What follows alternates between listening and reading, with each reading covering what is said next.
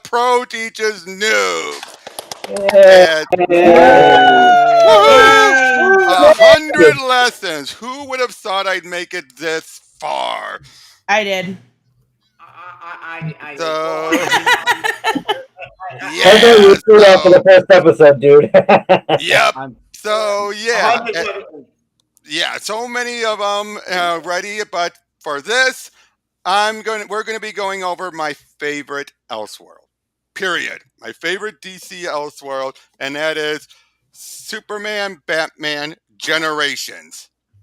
Where Yep. basically the most simplest, yep, Tavia's got his.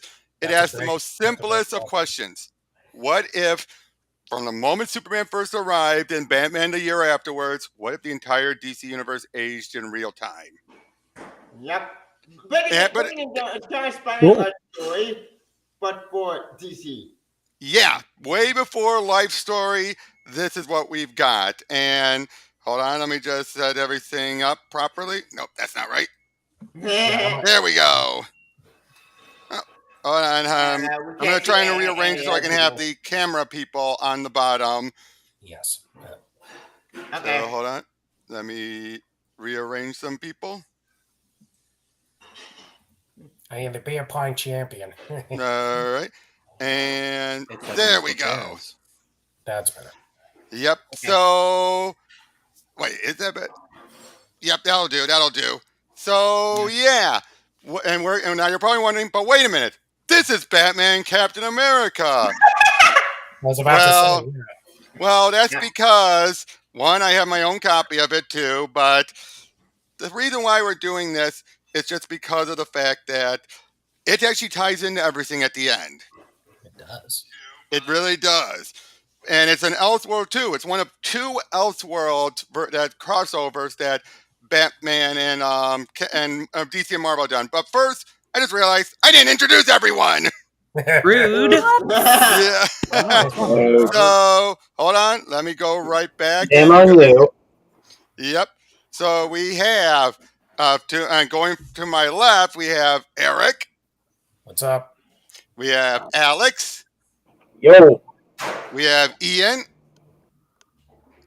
We have, making his first time on Pro Teachers Noob, Tavia. Hello. We have Hooded Justice. What's going on, everybody? Raymond. Hello, everyone. Tristan. Hello. And Ingrid. Oh, she's got a kitty. She's got trouble. She's brought kitty. trouble with her. Yeah. So Another special cute. guest. Yep. And yep. So Kitty. okay, I just realized I'm gonna keep it more which is the I mean, there we go. That's the only way I can do it. All right.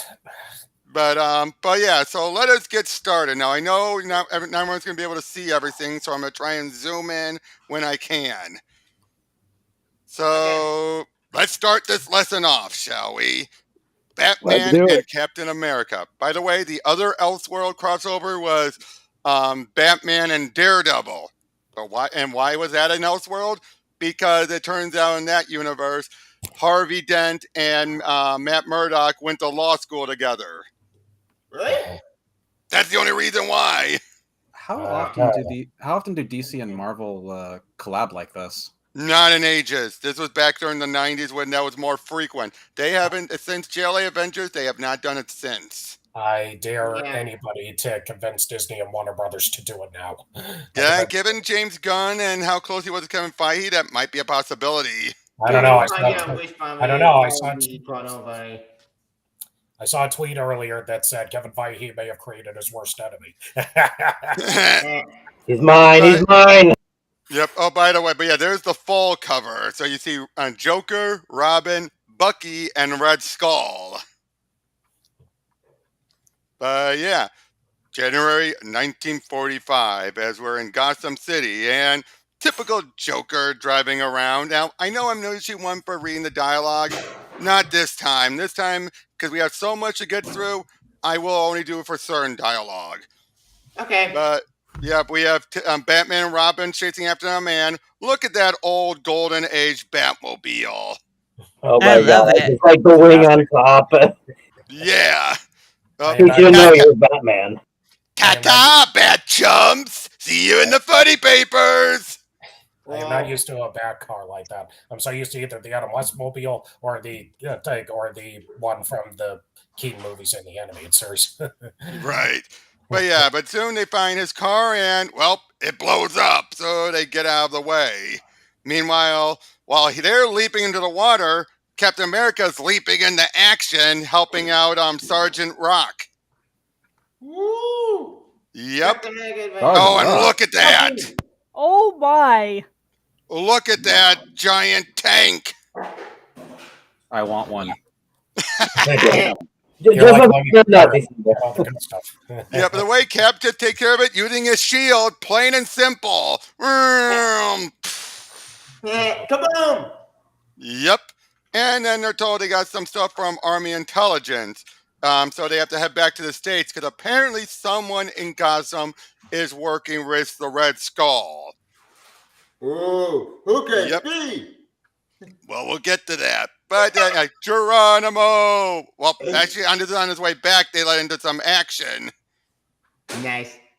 Yep. And then Batman shows up to help. I've got you now. The Batman! Yep. And, yep, they work together. They're already like acquainted then? Yeah, this is a Apparently universe. so, yeah. The 90s, this was a time when they just coexisted. Okay, that's weird to think about now. Yeah, this is Yeah, not like we're in different worlds. Yeah, we had Spider-Man and Superman meet in the 70s. Yeah, in fact, that was called Earth's dollar sign because of all the money they made. Money. That sounds all right. Yeah, but look at that. Look at this. Look at the artwork here. Just look at Batman and Cap. Back to Nice. Man. Yep. Hang on. Beautiful. Yep. But yeah, then they it turns out they had kidnapped Oppenheimer from the Manhattan Project. Or in this universe, the Gotham Project instead. Oh, they have Oppenheimer in here. That's so cool. Yep. But then they soon find people that were, well, Joker gassed. Yeah. So, but then they decide, they head on out there. And while Bucky's waiting, because this was back when Bucky was still a teenage kid, not the young adult that Brubaker retconned him into. Of course, he's not going to be in the meeting. But they're told he's sent to find Bruce Wayne. Why? Because he's been a major funder of project and got the Gotham Project, who might be the one involved who could have led to Oppenheimer's abduction. So we then soon see Steve is trying to get into the head of Bruce Wayne, trying to figure him out, and he feels like he's too good to be true. While Batman and Bruce Wayne and Dick are trying to figure out what Joker's plan is. But while they're doing that, Steve turned out snuck over there and he thinks he was he's working with the Joker. Uh-oh. So when he's at Wayne Tower, we see Steve sneak aboard, knock out the bellhop, go on up, and it leads into a fight between the two of them. But the best part is, while they're fighting, they soon realize, how did each other know these specific fighting styles? Until Bruce is the first one saying, all right, Captain, I don't think we need to pursue this any further. What? Oh, if it was a snake, it would have bit me. Those fighting skills, plus the Wayne fortune, would go a long way towards making Batman. Welcome to Gotham. I can't think of a better ally against the Joker's latest scheme. Nor can I, Batman. I only hope the time I've wasted chasing the Bruce Wayne wild goose hasn't given your Harlequin friend the time he needs to finish whatever his plan might be. So that's a good way. Like, yes, they have a fight due to a misunderstanding. Doesn't last long, and they figure out each other's identities. Nice. Yep. But yeah, so he's talking to someone who ends up being the Red Skull. But of course, the Joker doesn't know this yet. Oh, by the way, this was and the Red Skull's death dust. Basically, almost like his version of the Joker gas. Right. And then we see basically they're trying to get their hands on Fat Boy, the nuke.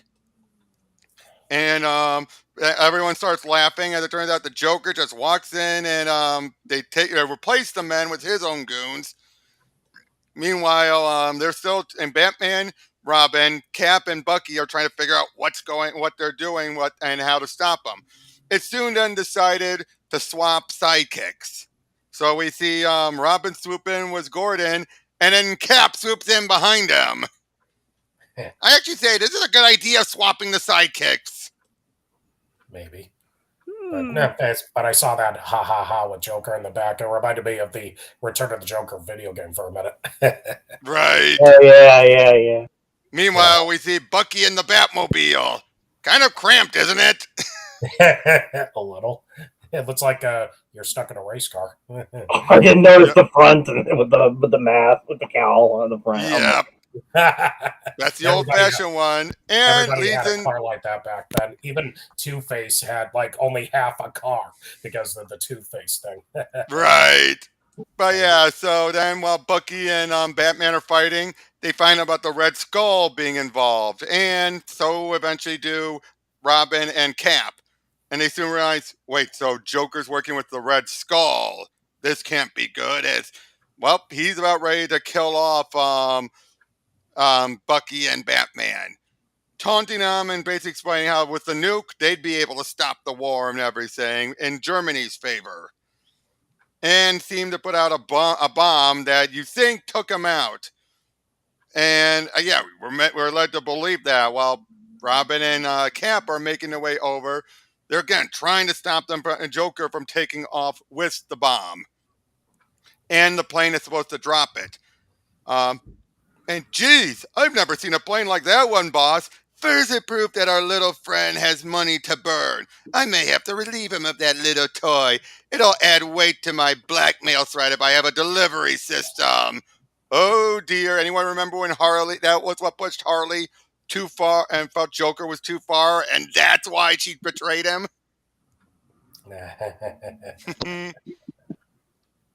But soon, we get to the big moment that Tom Taylor definitely loves. Joker finding out that he's working with the Red Skull. You mean that's not just some crazy disguise? I've been working with a Nazi? But of course. Why are you so upset, Joker? From what I've read of your exploits, it seems obvious you'd make a superb Nazi. That mess must be cutting off the oxygen to your brain. I may be a criminal lunatic, but I'm an American criminal lunatic. Keep back, boys. This creep is mine. How unfortunate. Such a misplaced patriotism. And now you die. So that's where that came from. Yep. Not Yeah, funny. I didn't know about that. Yep. My Joker venom. Why aren't you dead? Blast. The formula of my deaths of death and your venom are too much alike, and we are each immune to our own weapons. I must resort to less flamboyant methods. Knocking the Joker out? It's no use. We're too evenly matched. Wait, the Joker sitting around like, I mean, American colonel. I'm American, damn it. Yep. But yeah, so they head up there. Russians are the best. Look at the bat plane. Oh my god. That reminds me of the Halberd. That belongs to Batman. Face on it. Yep. It's glorious. Not the Batwing. I have to be fair, I always prefer the Batwing to be shaped like the bat symbol and not like the car. Yeah. But Batman gets on board, they get in and it leads to another big fight. But Red Skull's ready to drop Fat Boy. But while Batman and Cap continue their fight, Joker got free and he's ready to drop it instead. And basically, anytime an American can't thwart a Nazi rat will be the day your pal Hitler wins Miss Congeniality. Schweinhut, is your madness so complete you cannot see this battle's already lost? You are nothing more than a criminal clown, Joker, while I was trained by the Fuhrer himself to be Germany's greatest warrior. I always buy him. myself. I always buy American myself. Now give up, Skull, and maybe I'll let Batman put you in a nice cozy cell for the rest of the war. Never. I will. Nine. No, I went back to the Joker doing the Doctor Strange love. Yeehaw! Yeah. Yep. And they gather and boom. Yeah, that's right. It's like that Nazi scum. Yep. But yeah, they survive, and the dawn of a new age, Bucky, a wondrous and terrible new age. But at least we see the last of the Joker and the Red Skull. You don't really believe that, do you? No, Captain. I'm afraid I don't. Now we get into what ties this in to Batman: The Generations. Epilogue: That's The a North great Atlantic. story. 20 years later. Looks like Joker Jr. has given us the slip this time. And this time, Bruce, I'm afraid you're right, Dick. But what is it, Bruce? And Bruce, sonar is picking up a weird cavitation in that ice flow dead ahead. It almost reads like something biological trapped in the ice. Could be a little surprise Joker Jr. left for us. Let's play along for a bit, but be ready for anything. It's a man, all right. Dick, according to these readings, he's still alive. He's more than that. Look, it can't be. Captain America. Yep, they found Captain America, and we see Dick Grayson is Batman, and we have Bruce Wayne Jr. as Robin. Wait, what? What? Huh? Yeah. Wait. Stop. When was Bruce Wayne? Oh, wait, this can't assume about Joey's done it. Yeah, I said that's why I'm doing this first.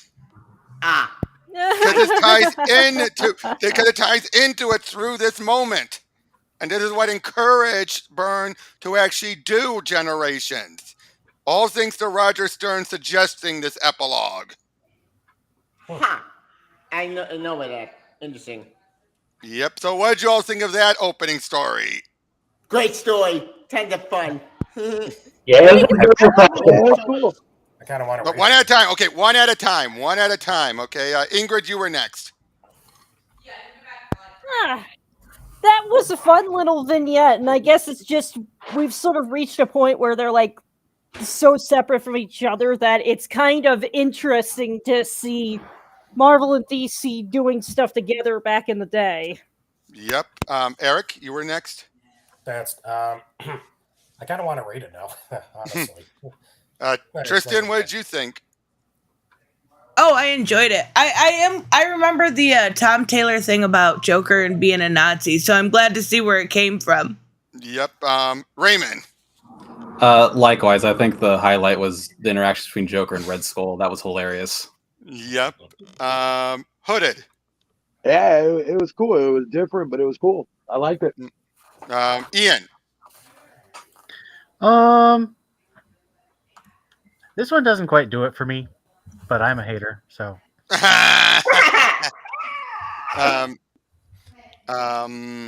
Who else hasn't spoken? Me? Yep, go ahead. Yeah, I thought it was just good old-fashioned fun. I enjoyed it. Yep. And David, you've spoken quite a bit during this, so I can tell you enjoyed it. But let's dive into the main event now, shall we? Now, before we go any further, I just want to make it clear, if anyone says anything in the chat that anyone wants me to point out, let me know, because right now I'm focusing entirely on, I don't see the rest of the chat, I just see my screen, so. I just saw something in the chat. Okay. I don't know if anybody else read the article about what James Cameron said earlier today in the New York Times. I didn't hear that. No. Let's not go into that. I won't. Yeah. It's the anniversary of the Terminator, and I'm not going to badmouth the man today. Oh, I did. I'll badmouth him. But yeah, the main. I will send my own Terminator to you. Understood. But yeah, for these first 4 issues, we'll be doing 10-year and jumps from 1939 all the way to 1999. I believe. Oh, yeah. So, yeah, let us just continue on. In 1939, as and Bruce Wayne and what was his first love interest? Forget. Was it Julie Madison, isn't it? Julie Madison. That was it. Yeah, Julie Madison. They're heading into the Metropolis World's Fair. Now, I want to make this clear. We will eventually see a Mrs. Wayne, but Byrne always wanted it to be Cassie Kane, but she wouldn't have been around by that point, so he left it ambiguous. That way, if people wanted to be Selena, it could be Selena. If people wanted to be Cassie, it could be Cassie. Yeah. It just So make it even, ambiguous. Everyone's happy. yeah, Catwoman never shows up in this at Wait, all. that's odd. Why? Like she Probably yeah, because of that. Probably because of the Mrs. Wayne stuff. Oh, That would have been. I mean, if he was, and the only time he could have fit it in would have been during this one, but he has enough on his plate in this part. But yeah, he lands, and I love it. Bruce is acting like the millionaire playboy. He's ready to just pay him off, saying like, "I'm sure we can deal with this matter without undue fuss. Put your wallet away, Wayne. You may be able to buy your way out of trouble in Gotham, but here in Metropolis." And then all of a sudden, a giant mech attack. Yay! But this the villain here, even though he's bald, it's not Lex. It's the Ultra Humanite. Wait, what? The Ultra Humanite was originally the bald mad scientist archvillain of Superman before Lex took over. In fact, Lex became bald from a coloring error. Oh, that's interesting. Lex was always bald. No, he actually had red hair when he was introduced. Yeah, when did Gene Ultra Hackman Humanite was- become a white ape? First he was actually a woman for a while. Yeah, What? it's true. Yeah, during the Golden Age, he was actually in the body of an actress, and then eventually he became the ape later on. This guy's freaky. Mm-hmm. But yeah, his whole thing is about putting his brain into other things. But yeah, though, we didn't see this one guy who's a redhead named L, or Eel, who Ultra Humanite took out of the Smallville juvenile detention home. Yes, it's Lex, but he doesn't factor that much into this story. It's all the Ultra Humanite as Bruce and Julie run off, and then Superman shows up. Golden Superman. Golden Age Superman. Look at the artwork. I know. I'm getting such pleasure from it. I can Yeah. hear the music. And I'm at the cartoon. I can hear the music from the cartoon. Yeah, Yes. that's what I'm looking at. That's But yeah, he crushes the robot and then tosses it. Hey, what do you think you're doing? That robot was private property. And now, here's the other thing. Byrne, he's going to do, and he's actually going to keep inconsistencies consistent. For example, we see Superman in the Golden Age, he just leaps. But when we eventually get Superboy, he flies because Superboy flew, even though technically he shouldn't be flying. Whoops. Oh, Yeah, wow. that makes no sense to me. What? But no, but again, Byrne is keeping the inconsistency consistent. But yeah, we then see Batman is trying to figure things out as we see Clark and Lois are doing their own investigative reporting. And oh, look at Batman there. Isn't that awesome? Batman. Oh, that's so cool. It's so beautifully retro. I love it. It is. Very retro. Yep. But yeah, so he then does a judo chop to back up Clark's neck. But then later, play it smooth as you like, Kent. But I'm going to keep an eye on you. You went down easily enough, but hitting your neck was like hitting a steel girder. Uh-oh. You do realize judo doesn't have chops, right? It's a grappling. I know. I'm saying that as a joke. All right. Judo I blame Austin Powers. Judo chop. But yeah, turns out because there's some traces of their work and of what they're tampering on board that robot, so they have to go and get it before it can be traced back to them. We also find out about the Flying Graysons are in town, and Bruce has been keeping an eye on young Dick Grayson. I'm sure that show's gonna go smoothly. Don't worry, they don't die in this. They'll be fine. But then while Julie is looking around, Bruce sneaks off and Lois falls behind. We see Eel backhands one of the other goons who dares insults him. And oh look, Lois can still kick some butt. In the yeah. She was a big butt kind of. Hell yeah. Yep. Lois Lane, stop her. And Bruce shows up. They fight it out a bit. Bruce gets knocked out and Lois gets knocked out. But they get saved by young Dick Grayson, who just happened to be passing through. Yep. Never let it be said an acrobat can't fight. Yep, and that was that. Batman just punches the guy like, now to get out of here before.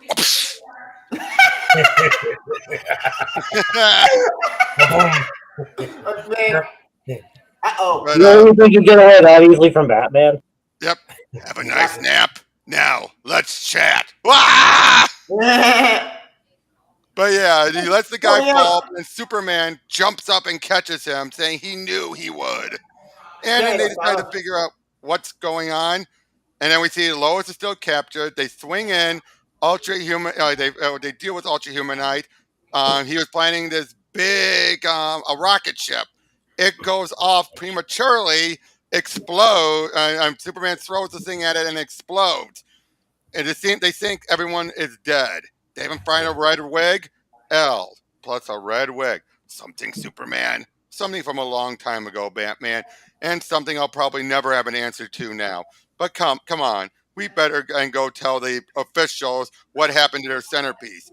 I think I'll let you do the talking, Superman. So how's that for the opening? Great opening. Well, that's Pretty cool. something. Now let's jump 10 years later and get a reminder that a lot can happen in 10 years. We open up with the Joker just laughing his head off. 149. Yeah, we're in for something when this begins with the Joker laughing. And to think, this is the year we found Tim Curry voice vocals for the animated series. Oh yeah, I can't believe that. I know, that's so crazy. You killed Captain Clown. Yep. Yo, Captain Clown. But anyway, but turned out Lois is married and she's pregnant with Clark's kid. A lot can happen in 10 years. Clearly. But yeah, it turns out Joker has her abducted, and he's like, he basically says he knows that she's married to Superman. Why? Well, first Superman shows up, Joker shows some of the kryptonite, and he seems to get overly weakened. But then he gets up and grabs it. It turns out it's not him. It's Batman in disguise, and Lex and Luthor is working with Joker. Of course. Woman has to place. Yep. And then but then we find out that sometime earlier, and we're seeing like this is sometime earlier. Dick Grayson is about ready to go out to college, but he decides, nope, I'm gonna do one last go around as Robin. So I cancel the taxi so we can do it as a team together. We also find out that Jim Gordon has already retired as commissioner, and his son is named Tony Gordon. And see, in this world, Babs is Commissioner Gordon's granddaughter. What? Ooh. Granddaughter? Yeah, but that's just to explain any time differences. Okay. Yeah, that makes sense. But yeah, we then find out they figure things out, head on out, meet up with Superman, and they realize they got to get a plan together. So they think Batman's dead, and Joker is not happy about it at first. He never We also is. find out we get a reference to the whole he was in a Soviet slave camp, that on top of 6 months as a guest of the Third Reich. So referencing what had happened. Oh yeah, it's Captain America and Batman. Yeah. But then he had and Luthor had saved the Joker, and they're working together. Then you think Superman shows up, and he's saying, and Luthor's telling him, don't be using your powers or anything, otherwise your unborn offspring will come to no further harm if you step behind here and basically kill yourself. And so we say enough game, Trooper. Yep. So yeah, they're taunting and everything, and but then all of a sudden, and he said, "I won't use my powers." But then he uses his heat vision, and he says, "You're a liar." But I didn't, Luthor. But I did. The real one. It turns out they were in disguise. That was with a little bit of foolery. That was Robin who came down to Superman, and Superman, who didn't make the promise, used his heat vision. Very clever, very clever. And then Joker is ready to threaten Lois, but then Batman knocks him out. Now you're thought, wait, Batman's dead? Nope. Turns out first Luthor tries to get away with the Joker using the green kryptonite. They get out of there. things seem to blow up. They don't. Don't worry. They survive. But we find out that Superman had used heat vision on the bullet, plus used a little super breath to knock him down.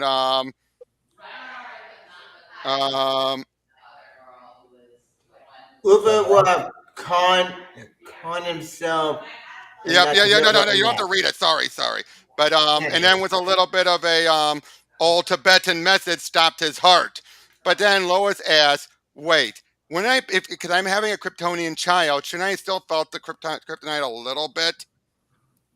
Yeah, that's what I wonder. Because when John was born, that didn't happen. Yeah, but turns out he was exposed to She was exposed to gold kryptonite before they got there. In other words, the kid is a normal kid. Oh, Damn it! Yep. So now they have to decide what do we do, and they decide we Or gotta she was raise him. cheating. No. No. They have to keep Let's him not being talk about Superman. Byrne's infidelity here. No, they have to. They have to keep him and Clark being Superman a secret, so he doesn't feel jealous or upset. Yeah, but that's not gonna go well. Yeah. My boy's heart. Or I can take him under my Yeah. wing. He doesn't need superpowers to But fight at the same crime. time, when they're heading back and wondering about his kids, we then see Mrs. Wayne coming up to Alfred, and she's holding a little knitting with little booties. Aww. Again, we never find out who she is. I wish it was Catwoman. We would. But yeah, we get a little bit of description of the C word and the H word, which are continuity and history. And basically, that is something that Byrne wanted to embrace while working on this. I'm all for that. We're now going to 1959 and 1969. And now by this point, Batman's starting to feel his age a bit. And he's saying, I'm definitely getting too old for this kind of thing. As we find out, well, just put it this way, the story is right in the peak of the Silver Age starting off. I kind of figured out. I kind of gathered that from him writing. And we're going to be dealing with Mixie and Batmite. Here we go. Everything's Mixie! Yep. And Superman got turned into the giant monster, giant Frankenstein monster. With a little help from Jimmy, he's able to help keep him distracted until the red kryptonite could wear off. We then find out that during the 10 years, Lois and Clark had a daughter. And she's like, Mommy, look. Not right now, honey. Mommy's watching the news report about Superman. And reveals she can float. But what? Yeah. And this is where, and then we find out that, Lois' face is like, my daughter is off the ground. What the heck? Is going on? Aww. Like father, like daughter. Yep. Oh, but yeah, Batmite, he's making the whole city come to life. I think about to brave in the Bald and the fact he was voiced by Pee Wee Herman. Right, but we find out this group of aliens brought them on there so they can help them find a champion to help them deal with issues on their planet. Unfortunately, their planet is all the way on the other side of the universe. Meaning, even with Superman's his incredible speed, it would take him forever to get back to Earth. That's how far away they are.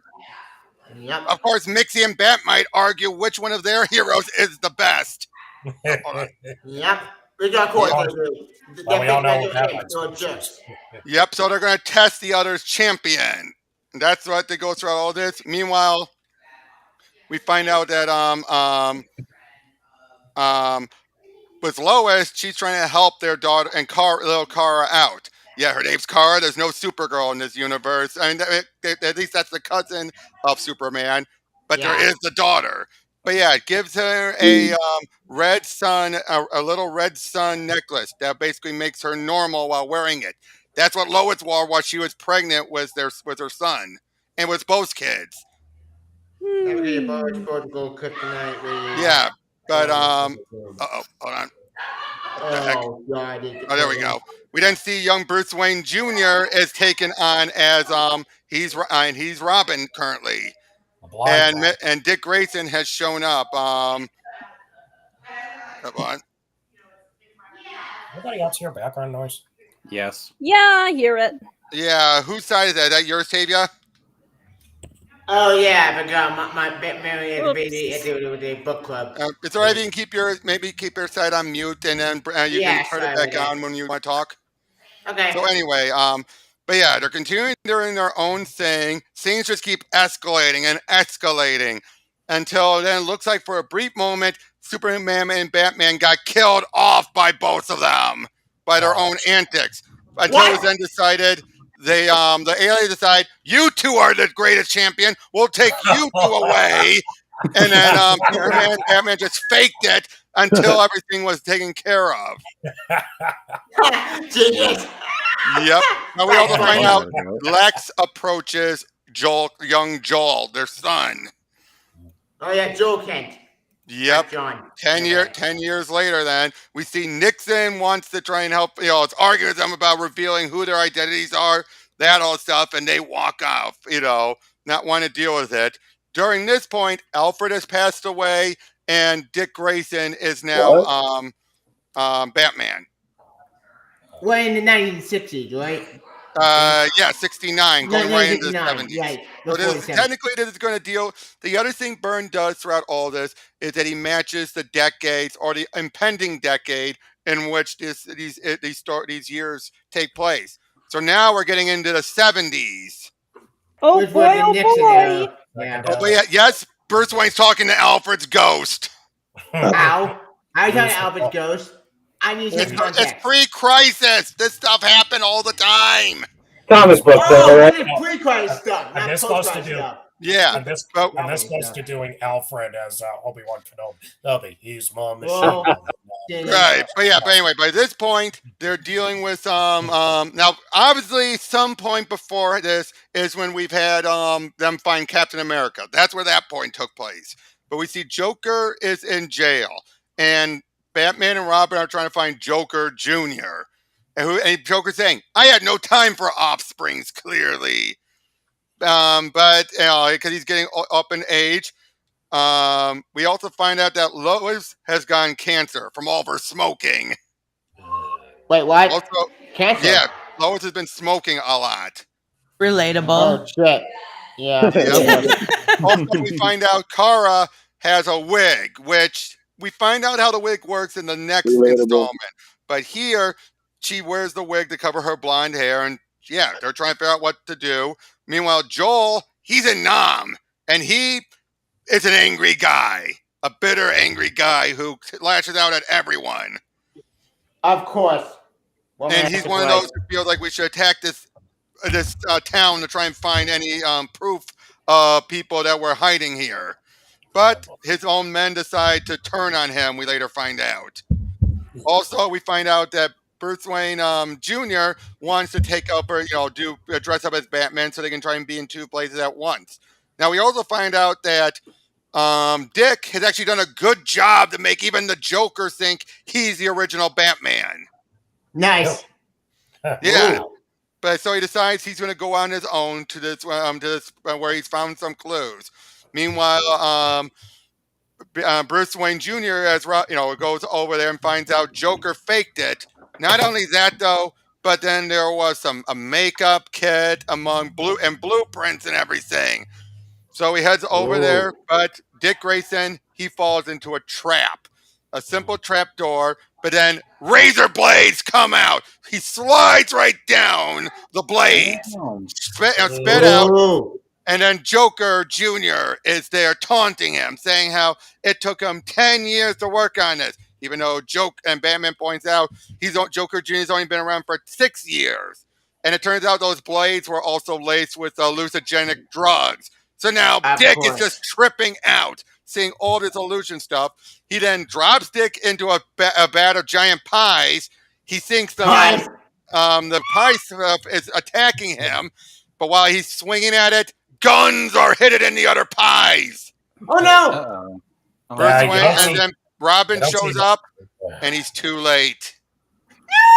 No! Why? Oh, damn. Dick got gunned down.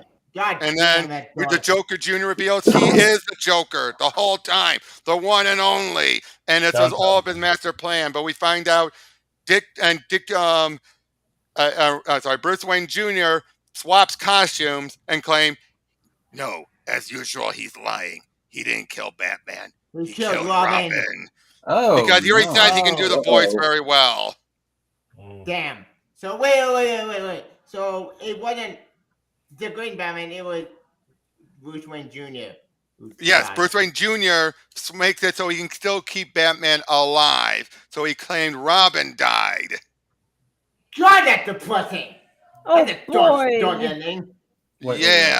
And Wait. to make matters worse, now now the stuff and Kara and Bruce Wayne Jr. have been starting to get close. That's important for later. But right when the Kents get back, they find out that Joel was apparently killed in action What? because of how he acted. His men chose to take him out and leave him for dead because of how far gone he had gotten. Wow. Well, this guy's depressing. So You just killed- how was this? How was Kid Issue? Depressing, sad, and I see it coming. Ladies, Eddie, if you want to speak up a bit more. I'm just taking it all in. Yeah, it's really good. It's just it got a little dark here at the end. It's but gonna get worse. I'm not surprised. On the 8th. Yeah, Yep. two things I take away from this. Number one, take one. Yes, that was a very sad twist at the end. Very sad. We got more dark twists. I know it is. We're about to get to the Dark Ages. And number two, thank God there were no machine guns on that. Machine guns whenever Nickelodeon did pies. What are we going to do? The pie pod, the pie coaster, or the pie watch? What's your pick? Oh boy. Yeah, Alex liked the pie coaster the most, he told me. That's why I was making machine guns. Dodge these. Twilight of the Gods, fitting name. As we find out that Kara is going to be marrying Bruce Wayne Jr. Mrs. Ken, Mr. Wayne. Yep. And now we also find out now Lois has been being helped by Dr. Hallroot. And of course, Clark. Now we find out Clark is putting on makeup to make himself look old to keep up the act. But yeah, Lois is doing very well despite the cancer. She's not cured, but she's doing very well, and she's so happy to see Kara and marry someone. We say then see he then heads. Superman flies off back to the Daily Planet, and he's still on as Clark Kent. He's the main editor of the planet. We then see Bruce Wayne Jr. and Kara as Supergirl fighting off against Brainiac. Of course. Oh yeah, it's 1980 Brainiac from 1980. Yep. And then now I love this one bit.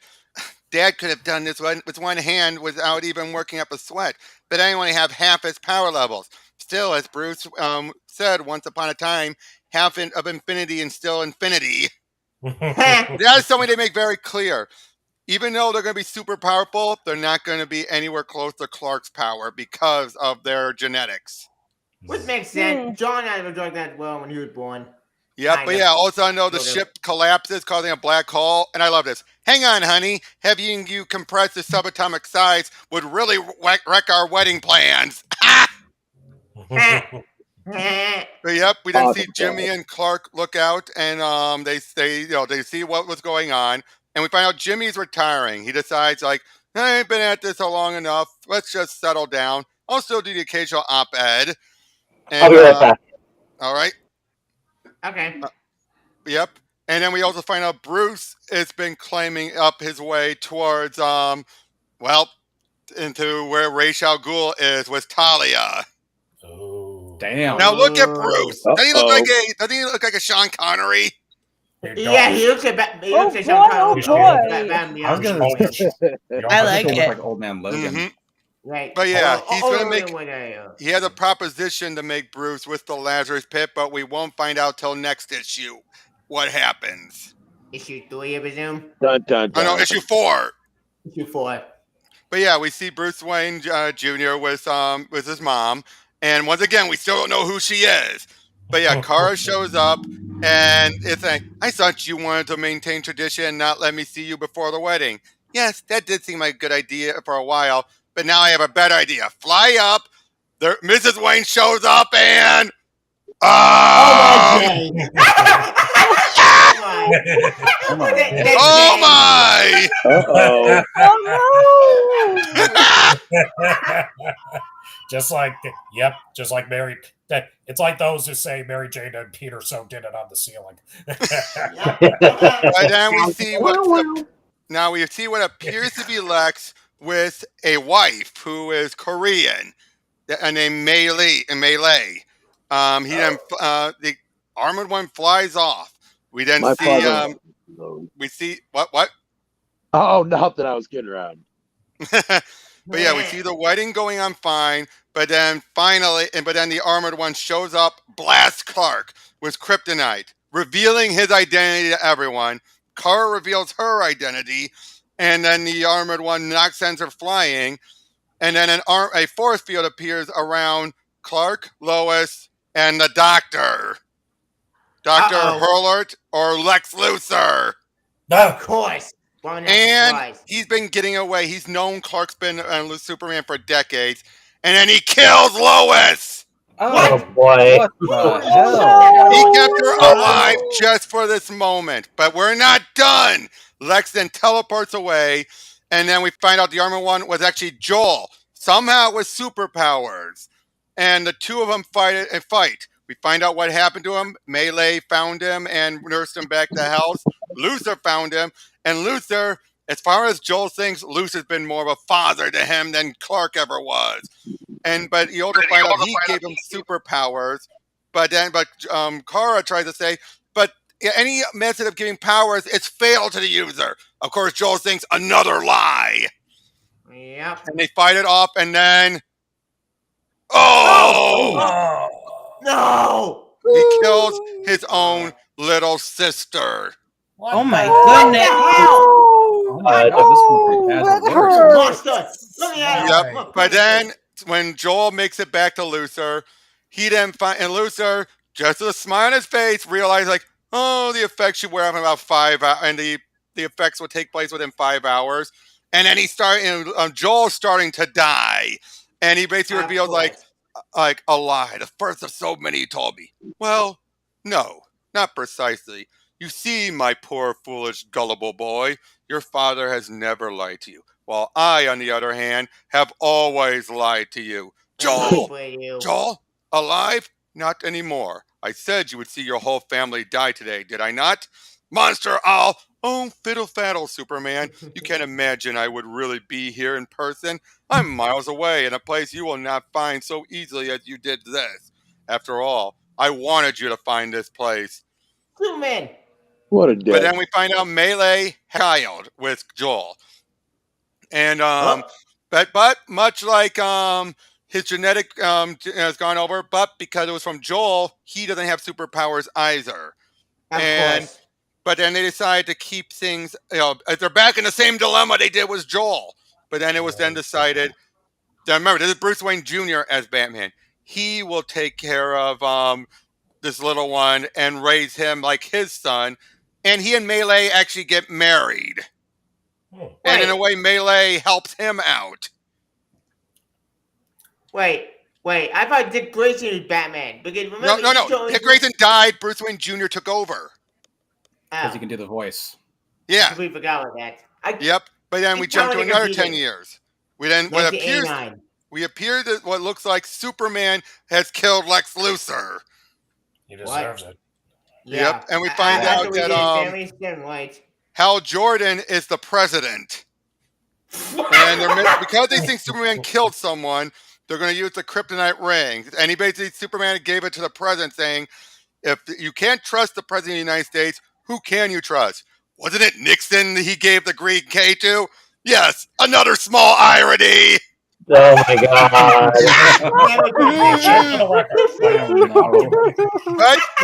But the ring's gone. We then see Bruce Wayne Jr., as Batman, flying over to the Fortress of Solitude. Now look at that suit of his. Batman Beyond. Well, kind of. Kind of. But yeah, he's just devastating the entire place until he eventually finds Kara. It gives an opening for Superman to punch him. The two fight it off a bit. Bruce Wayne Jr. saying, "You're just holding back." But it turns out, no, he's giving his all. He lost his powers too. How? How Before did getting that to that, happen?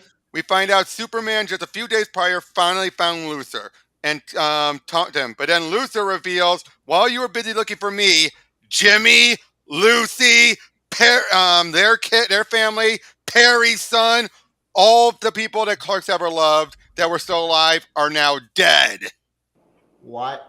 He's a What the bastard in this story. Holy What? shit! He's trying What? to And then Superman grabs him, lifts him up, but then he pulls his arm. Why? Pulls a muscle. Why? Well, even though Lex is at his nowhere near at his largest bulk, of his weight, he's still pretty heavy to do it one-handed. And it turns out on his cufflinks, he had gold kryptonite. Of course. Woman has to. But then we also find out something else.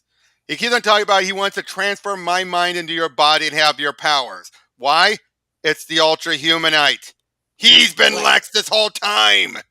Dude, Wait, the real Lex. Nuh-uh. Yeah, he was John? never Lex. Done. Since What? that first issue, What? it was after the end of that first 1939 segment. It's been the Ultra Humanite the entire time. I don't believe it. Oh my god! And I see no one coming. That would. What's the truth? Yep. But then to try and stop Luthor, Superman decides, throws this piece of debris nearby from when he pounded his way in, throws it, and kills him by mistake. It's an accident. But he turns himself in, and then they decide, you clearly acted in self-defense. Had I? He swore an oath. He's basically saying, I swore an oath against killing, but I still had hatred for Luthor in my heart. So, was it an accident, or was it my own action? So it was then decided he's going to be put in the Phantom Zone for 10 years. What? Oh, wow. Because anywhere else, any other prison, he would be at the mercy of everyone he's put away in jail. Oh boy! So in a way, this was done. Not Luthor. No, but he still killed Luthor. But did Oh, he kill killed his body. Yes, Luthor? but Superman feels that's no excuse. I should not have killed. Not this again. So he's put in the Phantom Zone for 10 years. He's going to willing enough to put it for 10 years, not forever. Why does it remind me of the Alan Moore story? It's meant to be a nod to that. This is 1989, so it's not that far off. Yeah. But let's get to the final issue of this first story with 1999, and we go back in time then to 1929. Time travel story. We then find out, welcome, Batman. I have waited a long time for this moment. But we find out, we show the Lazarus Pit. We then jump to a few decades prior. And it turns out we find a way to actually negate the madness being put in the Lazarus Pit and make someone truly immortal. If two people go in, one will come out and they will be completely immortal. And of course, Batman feels now Batman, of course, feels like, well, you think I should go in there and give you the chance? To which Raish says, it's a 50-50 chance. He doesn't know who will do it. So they both go into the Lazarus Pit, and sure enough, Raish is feeling the pain and everything, because this is going with a version where he's never gone in while still alive. Now, of course, Bruce feels like, oh, this is nothing. I've had worse. But then when Raish, before he can get out, Batman grabs the thing. You dealt his hand, and I intend to play it. Yep. But then, okay, Tavia, you don't need to read it. Right. Yeah, but then Talia.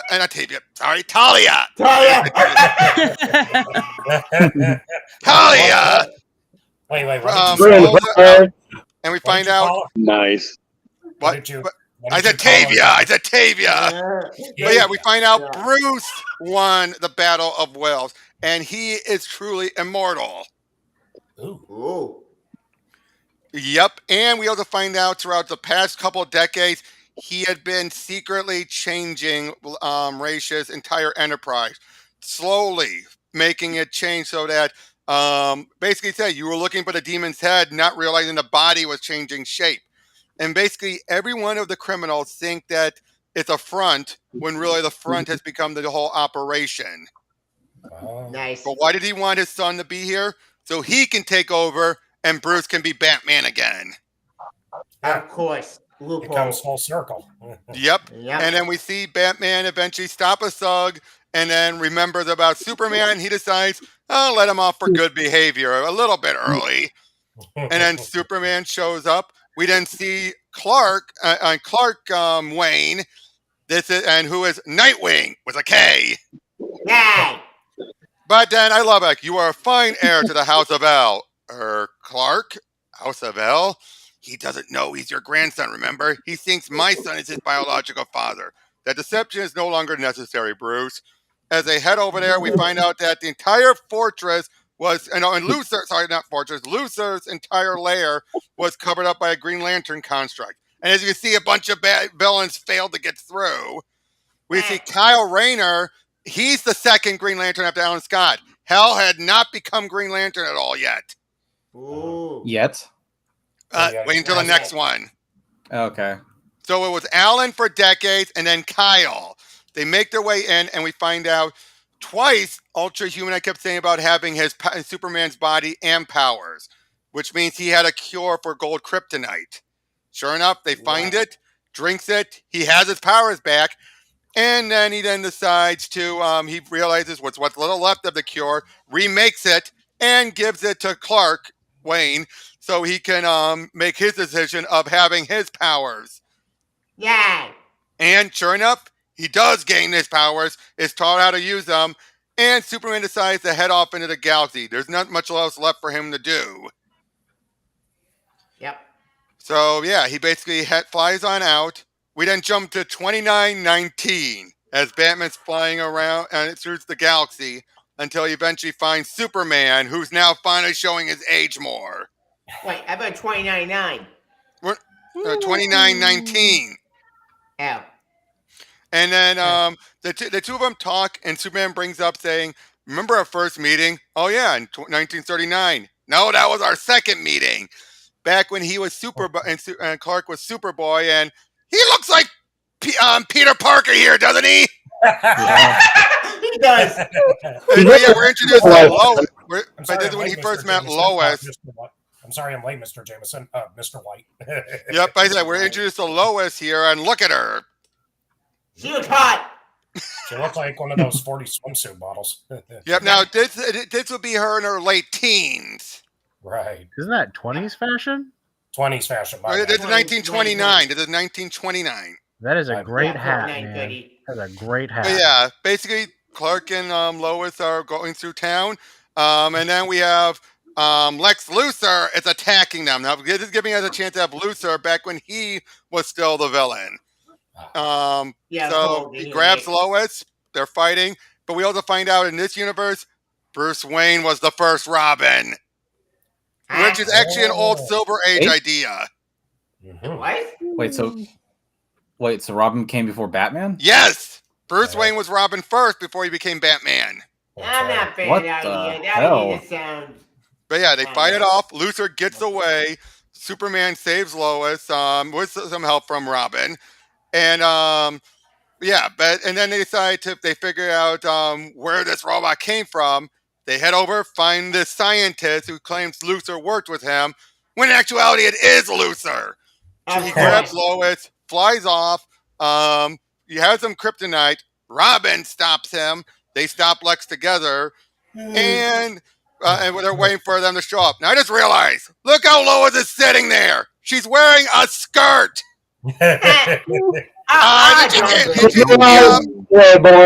It's probably a good thing Bruce and Clark are such decent guys. Otherwise, but before I go, here's a little something to remember me by. Yep. But then we see Lana got some weird powers from the staff of Merlin as Superboy's flying after her. And then we then find out, turns out all of her fiddling with different powers and everything actually made Lana immortal and superpowered. And it turns out way in the future, Lana and Clark got together. Of course. Okay. And we end this first one with, but hey, enough talk. We can all get caught up later. Like Bruce said, it's a big universe. There must be somewhere out there for the three of us can get into trouble. So, how was that first mini? I liked it. That was all over the place. It was cool. was but in all the over Chaplain. place. Great. Yep. Very different. I'm speechless. I got nothing. What? What the heck was that? The match Ingrid, for third street era, that's Tristan? for sure. Ingrid, Tristan, your thoughts? I didn't take That that was back to me. wild, affectionate. Tris? Tristan. She's gonna be right back still. I'm back. I'm back. What I miss? I was asking Oh, what you you made a thought crazy about ending. this whole the first mini. Oh, it's amazing. I love it. But that ending but yeah, confused me. but now let me just double check how many pages. Oh, on a sec. No, actually, it should be good still. But yeah, we're going to the next one. As this one we started in 1942, and we have 11-year increments. So this is going to fit in between the other chapters. So, As we open up in World War II, as Hawkman is leading the charge with the Black Hawks. Yay! Kind of fitting. Oh, and look, we got another mech. Awesome. Where do they get Wow. these robots? Tell me. Where did you get any mechs? I don't know, but yeah, they're facing him off. Alan Scott stopping on. We have the Spectre showing up, He looks awesome. He looks and great. also the Ultra Humanite is working with the bad guys. Now the thing is, though, he's wearing a mask. Why? Because obviously he can't find out it's Lex anytime soon. I know, but Yeah. you look the way his Oh, covering his face, Humanite, he not looks Lex. like. He looks like Cobra Commander. I was He about never to say told that him he it looks was like. G.I. Joe. He looked like Cobra retreat. Cobra. Right. But yeah, one of the pilots is crashing, and he's about to crash into a hospital, but he stopped himself from crashing. Superman. Yep, Superman flies in. Well, he's trying to do a bunch of other things. He's all over the place with the fight. Just look at Spectre knocking him down. This is Golden Age Spectre, back before he was more. Back when John Carrington. How do you John Corgan? Jim Corgan with Corgan was more in charge. Yeah. But yeah, the Ultra Humanite has kryptonite, and before he takes off, he says, "But before I leave you to your fate, I want you to look deeply into the eyes of the one who's killing you. It can't be the Ultra Humanite." Yep. We see Wonder Woman is about ready to decide to enter the war. We see Lois meet up with Lex. Now, if you notice, no, never mind, different outfit. But yeah, we see Lex. He's putting up the X still that he's still Lex. He's a separate. It's not Ultra Humanite. Grabs Lois. Meanwhile, Alan Scott is trying to gather her up, going through all the remains and everything. Superman feel like he should have done more, especially when they lost one of the Blackhawks. But then we see Batman showing in the Batmobile chasing after them. Lex thinks he can handle it. Robin has been captured because he was the one driving it. He gets out, puts up a fight, kicks on some of the guys, but we find out one of them is actually Batman in disguise. They took to save Lois. Nice. Now, this leads to a bit I like here. I thought you had an army induction. I did, Lois. I flunked it. Failed the eye exam. Got a little too. It is him thinking it. Got a little too eager and read the eye chart in the next room with my X-ray vision. He was doing too good for the qualifications, Mr. Kent. Yep. Really? Too bad. Or maybe not. Stumbling around like you usually do, you can make the whole war last twice as long. I'm sure you're right, Lois. Dang, wink. I get that now. 11 years later, we see the whole eye chart thing reminds me of Bugs Bunny reading the fine print at the bottom of the eye chart when he went to the army. This is the army? Right. But we see Gordon. Okay. Sorry. We have Gordon show up, nearly half dead, to Wayne Manor. He reveals he's figured it out long ago. And now this is also what he's going with the version where Gordon was an old dear friend of Thomas Wayne. That makes sense. So yeah, but he basically we find out this is where Batman started looking for the head of the demon. Was because Gordon was looking for him beforehand. Oh, I see. We also find out we see Wonder Girl's here. Turns out she's a facsimile, a projection, while Wonder Woman is pregnant with her and Steve and Steve's kid. I've been saying a very long time that should happen in the main continuity. What? When I have a kid, it can work. You have John Okay. and David Wayne. Why do I have a kid? What is with Hawkman's mask? Yeah, it's It looks so weird. weird. That's I'm gonna eat you, Batman. Yeah, but we find out Superman, meanwhile, is far off in a place where there's a red sun, unfortunately. So, unfortunately, he's stuck there without his power, people out. But he's also trying to figure out a way to get word to a Green Lantern to help him. We also find out Lois is in labor with Kara. Can I just say that Hawkman looks like something out of the Super Friends if it was made by Birdman? Right. Meanwhile, we then see Bruce is still trying to figure out his head of the demon, and he doesn't. And he basically feels like Gordon is not crazy. So there might be something to this. This is why he decides he's going to start investigating. Superman eventually sends out word and SOS and gets Abin Sur's attention. Nice. Wait, no, Hal Jordan? No, again, Hal Jordan does not become Green Lantern for a long time. As of right now, there's only one Green Lantern ring on Earth, and it will only be one on Earth, and that's Alan Scott. Right. Oh, yeah. But yeah, Abin Sur helps him out. We find out that Steve had ejected, and Wonder Girl's trying to fly in to find him. But unfortunately, she's too late. Oh no. Yep. Yep. We then see Superman takes Abin Sur to meet Alan Scott. And meanwhile, with Wonder Woman, the baby's getting closer. Etta, being it's just so weird seeing little goofball Etta, isn't it? Yep, I'd miss her in Wonder Woman comics. But she's still around. But yeah, we also find out Lois is delivering, and then we find out it's a girl. Abin Sur then explains everything, and again, in this universe, there's only the one Green Lantern ring that's going to be on Earth, and it stays that way. We don't get multiple lanterns. Yep, Clark shows up, sees little Kara and everything.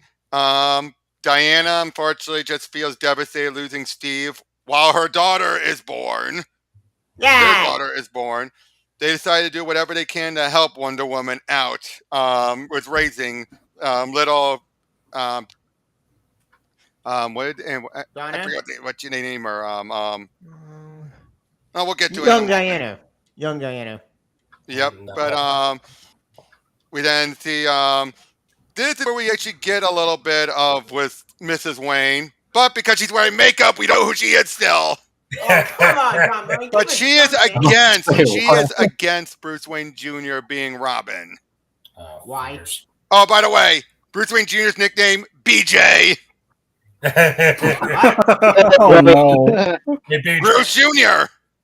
I'm this close to doing Different good. time. BJ. But whereas Mrs. Wayne is totally against BJ being Robin, Kara's parents are all for her being Supergirl. Of course, Joel isn't happy about it. Of course.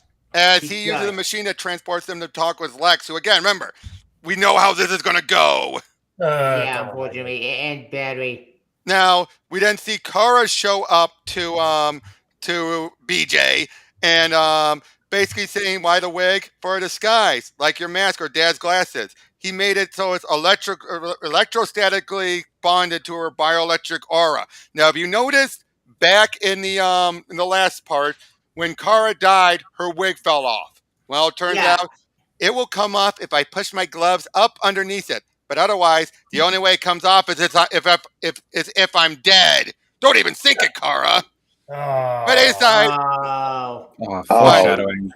But he says, she's forbade me from teaming up with Uncle Dick. BJ, did she by any chance forbid you to team up with me? No.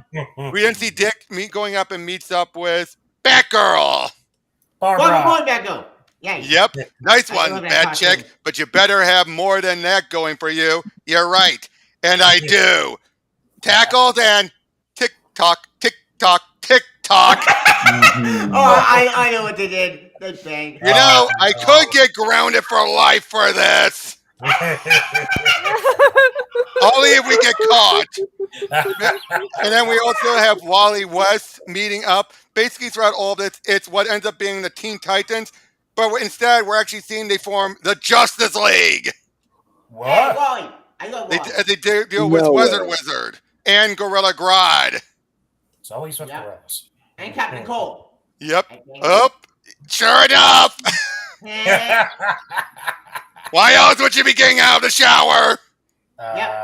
Because it's But yeah, the two of them work Yes, it's together sweaty in that quite suit. well. Never mind. yep. Sorry. Sure. I was Wait, saying. did They Captain seem Marvel- quite happy. I was gonna say it's sweaty in that Wait, suit. Robin, Don't say question. it's Is all Captain right. Marvel Yeah, doing- we know the doing- real doing- reason. Wait. Captain Marvel's not going to be in this, unfortunately. He's nowhere in this book. No Captain Marvel. Aw, Nope. I want Marvel. I'll be right back. All right. Okay. But yeah, I believe, and her name's Sissy is her name. Sissy. Okay. Yeah. And turns out she decides to be Wonder Girl to fly off. Now, of course, Diana doesn't want her taking part in anything as well. Why? Now, here's the deal. She cannot fly, but she uses the sandals of Hermes to fly. So, Cassie, can I say my Wonder Girl? Yeah. But which Byrne created Cassie. Yes, he did. Yay. Wait. He created Cassandra? Yeah, Cassandra, Wonder Girl. Oh. Yeah. Yeah. But yeah, they're arguing what to do. We have Mirror Master, Gorilla Grodd, and Weather Wizard. But then all of a sudden, Supergirl breaks out. Wonder Girl shows up. They all fight them all off, take them all down. And yeah, they're a great team. Again, Proto Teen Titans. Yep. Teen Titans, go! But I love this. What a good idea. We could be the Junior Justice Society. Eck. Society always sounded to me like a bunch of old ladies having tea. But instead, they decided to call themselves Get 'em. the Justice League of America. Yep. Of America. Oh. America. Now, we jump ahead a bit more. Now, by this point, Dick is dead. And Bruce Oh, Wayne yeah. Jr. is Batman. That is not a Ha. even if it's Yeah.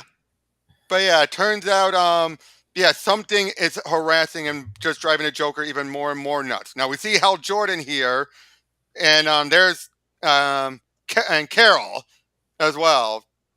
Carol Ferris. They're basically working on this space plane, and things seem to go wrong at first. We also see Barbara and Bruce visiting Gordon, and look how old he is. Johnny's old. Yeah, You were really. 6 years older than my father. Maybe you got the years he lost. That's something Tom would have arranged if he knew a way, Bruce. Because of how old he is. He's almost 100. He Yeah. looks like Dang. he looks like he needs to be in a room with George Burns and the two old guys from the Muppets. That's depressing. We're older than that joke. Yep, but yeah. But they find out something is just, again, haunting the Joker. They don't know what it is. And they're trying to figure out what. But for a woman, like, get away from me, Batman. I killed you. So they go to Dr. Occult and ask him for some help. And they bring in Deadman to help out with this. Dead man. That man. Yeah, the guy who possesses people. Yeah. Oh, that's awesome. that- That's Yep. cool. Even shows off what he can do by making a guy do a somersault. He's done. But yeah, he goes in and finds out that Joker's being haunted by Dick Grayson Batman. Oh, the demon. God, No, that's Well, Dick. like the actual ghost of Dick? Yes, Dick is so full of hatred he wants the Joker to suffer. Gee, I don't blame him. I'm on his side. I'm going to kill him. Oh. Yep. Now we see Hal and Carol are still together, and he's ready to give up being a pilot and go into politics, which leads to him being president eventually. Yep. Now eventually, Deadman stops Batman for the time being, jumps into Kara so they can explain what's going on, and they realize, yeah, Dick is the one trying to get revenge. So what do? They go to Alfred, Yeah, Alfred. and then what happens? Alfred approaches Dick and says, "Were you trained to be a killer, Master Dick?" Alfred, "Yes, Master Dick. I've come to take you home." He finally calms Dick down, and they both move on. Which means Alfred no longer visits Bruce anymore. Oh. Aww. That's Now we sweet. see this moment then where Bruce dresses up as Batman to go to Joker. "You came, but I knew you would. I knew. You couldn't let me die alone after all the fun we had together. Fun? After all of these years, you still don't get it, do you, Joker? You're a murderer, Joker, and the last man you killed was a son to me. Does any of that matter now, Batman? I'm dying, and all I want from you at the end is one small favor. A favor? What? No Joker Yes, favors. a peek under the mask of yours, a confirmation of what I've always suspected. Something that will allow an old man to die happy. That's all it will take. You've come to the wrong place if you're looking for serenity. You're the last man on Earth I'd ever want to see die happy. And then he dies. Yep. And now we go to 1986. We're going down to book 3. As we see, this is while Batman and Superman is still hunting Luthor. So he thinks he seems to have found him, but he just wants to taunt him more, re-showing him what happened to his kids. And it's a hologram as he disappears, leaving Superman again ever tortured. Damn. Yep. We didn't find dark story. What? Are we playing the same story? If you're going to repeat. No, it's filling in the gaps. This is in between stuff. So this is showing more of what Superman did during those times before he found Luthor. Now we have the Batmobile I recognize. Yep. We see Bruce Wayne Jr. is heading on out. Now, of course, young Clark wants to join him, but he doesn't want to. We then see now that Wonder Woman's daughter is now taken over. And Alan is still working. See, Alan is still Green Lantern. He's using the ring to still keep him young. Yeah, keep himself young. Question, and we also have a Carrie Flash. Carrie? Wait. She's the granddaughter of the original of Barry Allen. Not Wally. Oh, sorry, and I take it back. Her name's not Sissy, it's Stevie. Esther Steve. That's a weird name for your daughter. Yeah, but yeah, so trying to figure out what to do about Batman because he has left and he has become more and more darker and edgier. Question: what happened to Wally? What happened to Wally? Wally's retired. No, Wally was the one that decided let's form the Justice League of America. Yeah, I get that, but he's retired now. 2 decades have passed. Oh yeah. You gotta remember, decades are passing between these. Yeah. But yeah, so they head on out there. We see Batman. BJ Batman is dealing with a bunch of thugs, just showing how aggressive he's gotten. Townsfolk are, of course, trying to stick up for him. But then we see him dealing with Carrie, who thought she could handle him. Nope. Gets knocked out. Nope. Now we find out this is a new villain named the Hyena. She's taken on so many of Batman's other rogues as her own. She looks like Cheetah, yeah. She does look like Cheetah, but can I say look at this. Goon henchman. Goon henchman. Okay, that's kind of funny. That's just like, it's the 60s Batman, but just not even giving clever names, number one. Number two, Rob, you said if I could point out something in the chat. Yeah.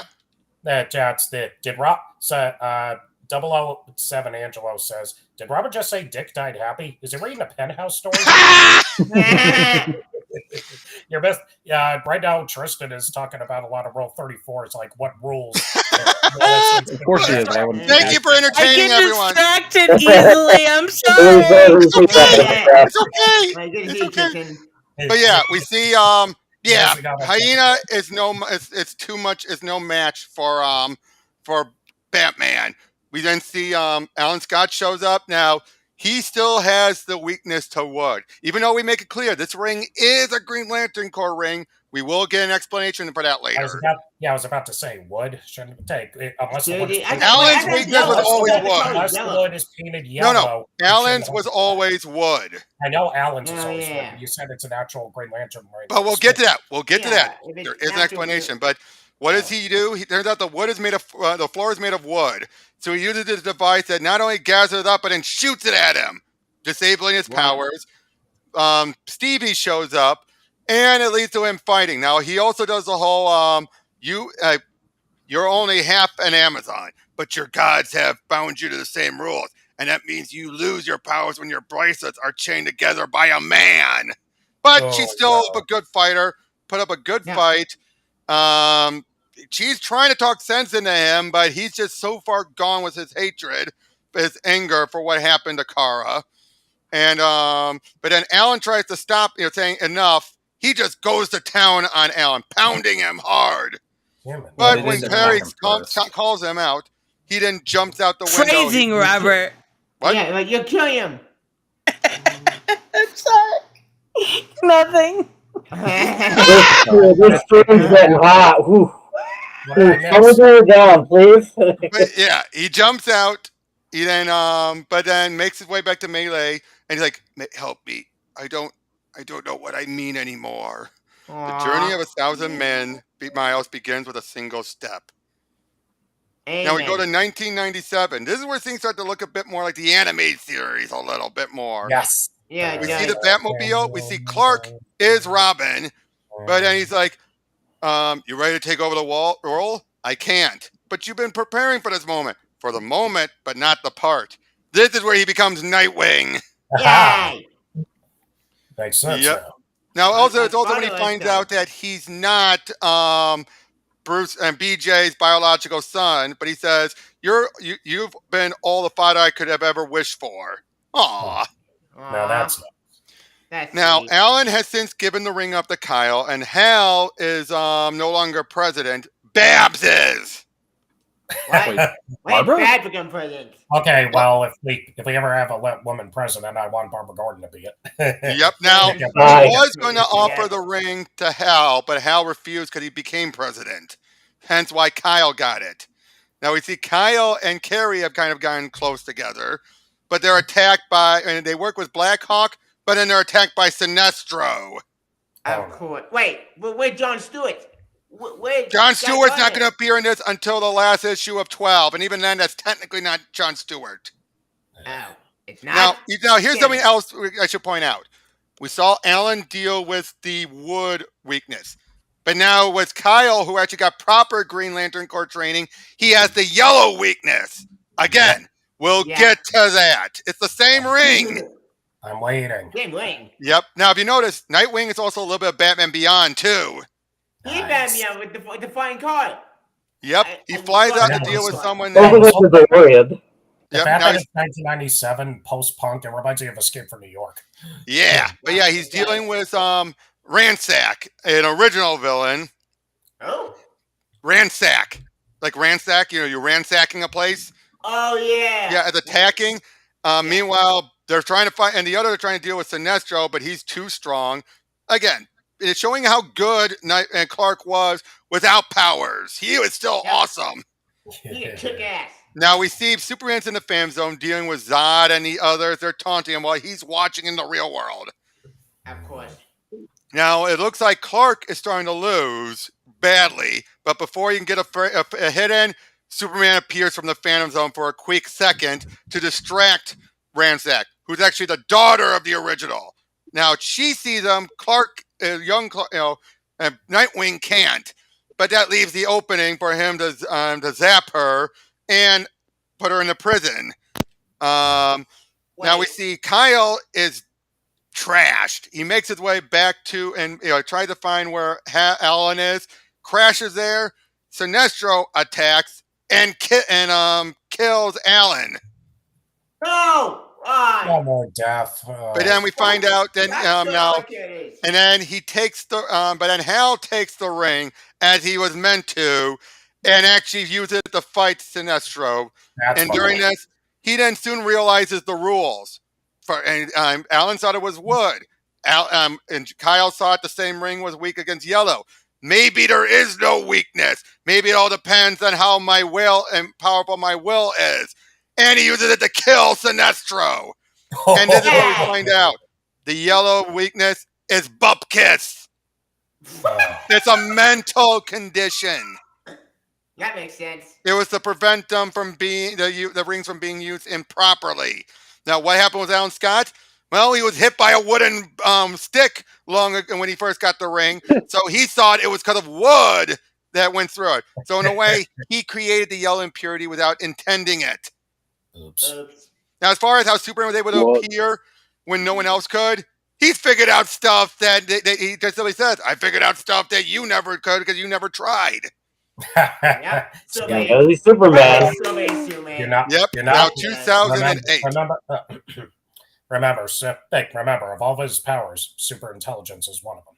Yep. Yep. Now we're in 2008 as we The see ancient evil. a brain in a jar is attacking. Now this is Metallo.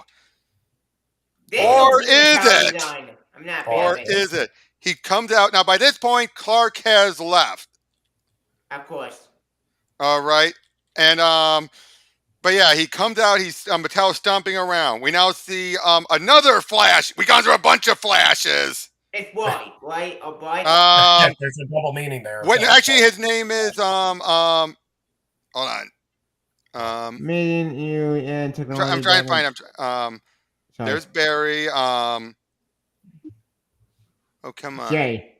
Jay. Yeah, Jay.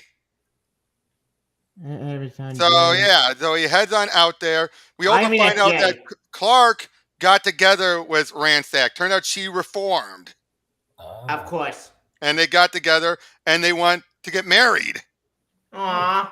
I love this. Still, it's going to make a strange story to tell our grandchildren. I think you're skipping a couple of steps there. Now, we find out also Mrs. Wayne. Right. Now, we find out Mrs. Wayne is dying. Clark meets, and Bruce meets up with her. And she's even saying, like, you hardly look a day older than you did on our wedding day. BJ shows up as well, and she basically is going to tell him a secret that doesn't get resolved until the next mini. Don't. God damn it.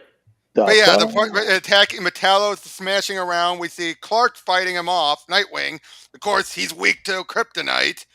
Yep. Flash shows up. He's the fifth Flash, I should point out. How many Flashes are we getting in this series? Well, again, it's how many decades have passed. Good point. We had Bill. What was it? Jay Garrick. Then we had Bill. Yeah, this is Jay West. Out. So there's one kid. Oh yeah, Blackheart's there. Look, Cyborg. Oh yeah. Show up. Yay. And but he gets trashed by Metallo, and then Great Hal shows up as Green Lantern. About time. And turns out it's Lex Luthor. It's his brain. It's not Ultra-Human A. Not this time. Mm-hmm. Yeah. So yeah, of course then Nightwing and Ransack, they get married. Hal is the ring bearer. Yeah. Guess that's an appropriate job if there ever was one. Now, this is where we get to my favorite installment, and that's one of the big reasons why this is my favorite mini. My favorite Elseworlds. Batman and Nightwing and Batman show up. Turns out there's been some alert going off in the fortress. Superman even comes back from space to visit. And when they do, they got a message from the old time viewer that Superboy used to use. This is allowing them to look back on Krypton. Turns out it was a pre-recorded message from Jonathan Kent. And turns out long ago, Clark always knew he was going to become Superman and team up with Batman. But then the sad stories, of course, Bruce's parents being gunned down. Now, I should point out, and John Byrne both has acknowledged this, and in the story acknowledges it. Either both were gunned down, or Thomas was gunned down, and Martha died because of her weak heart. Oh. So wait. So either kid could be rectified, I think. Wait. So okay, I need to comment. So Thomas Wayne gets shot. Then and either both got shot, or Thomas got shot, and Martha's bad heart. It was too much for her bad heart. I guess that makes sense because now, both versions have existed. Both versions have been used. True, because in New 52 Earth 2, we had the same thing happen. Thomas Wayne did get shot, and he survived. On Earth 2, yeah, but on the New 52 Earth 2. But anyway, we then find out that now this is in this is like 1919. 1999. Yeah. No. This is 1919. Oh, 1919. Yeah, before World War I. I bet. Yeah, but this is when last time we saw it was 1929, so we're now 10 years before that. Yeah, he's Superboy. Now this is them dealing with the Ultra Humanite back when he still had some hair Of course. and he could walk. Of course. So yeah, Superboy, and we see young Bruce Wayne there with his parents. Basically, we have a whole big stuff going on with the Ultra Humanite, wanting to abduct the Waynes. Superboy puts up a good fight, but he's having a tough time. We see Bruce getting abducted, but he gets out, finds a costume box, and oh boy, look at that! He actually Ultra Humanite zaps Bruce Wayne and Superboy. Skeleton. Look at this. Bruce puts on a costume as the Flying Fox, which is a type of bat. Nice. I get it. That is genius.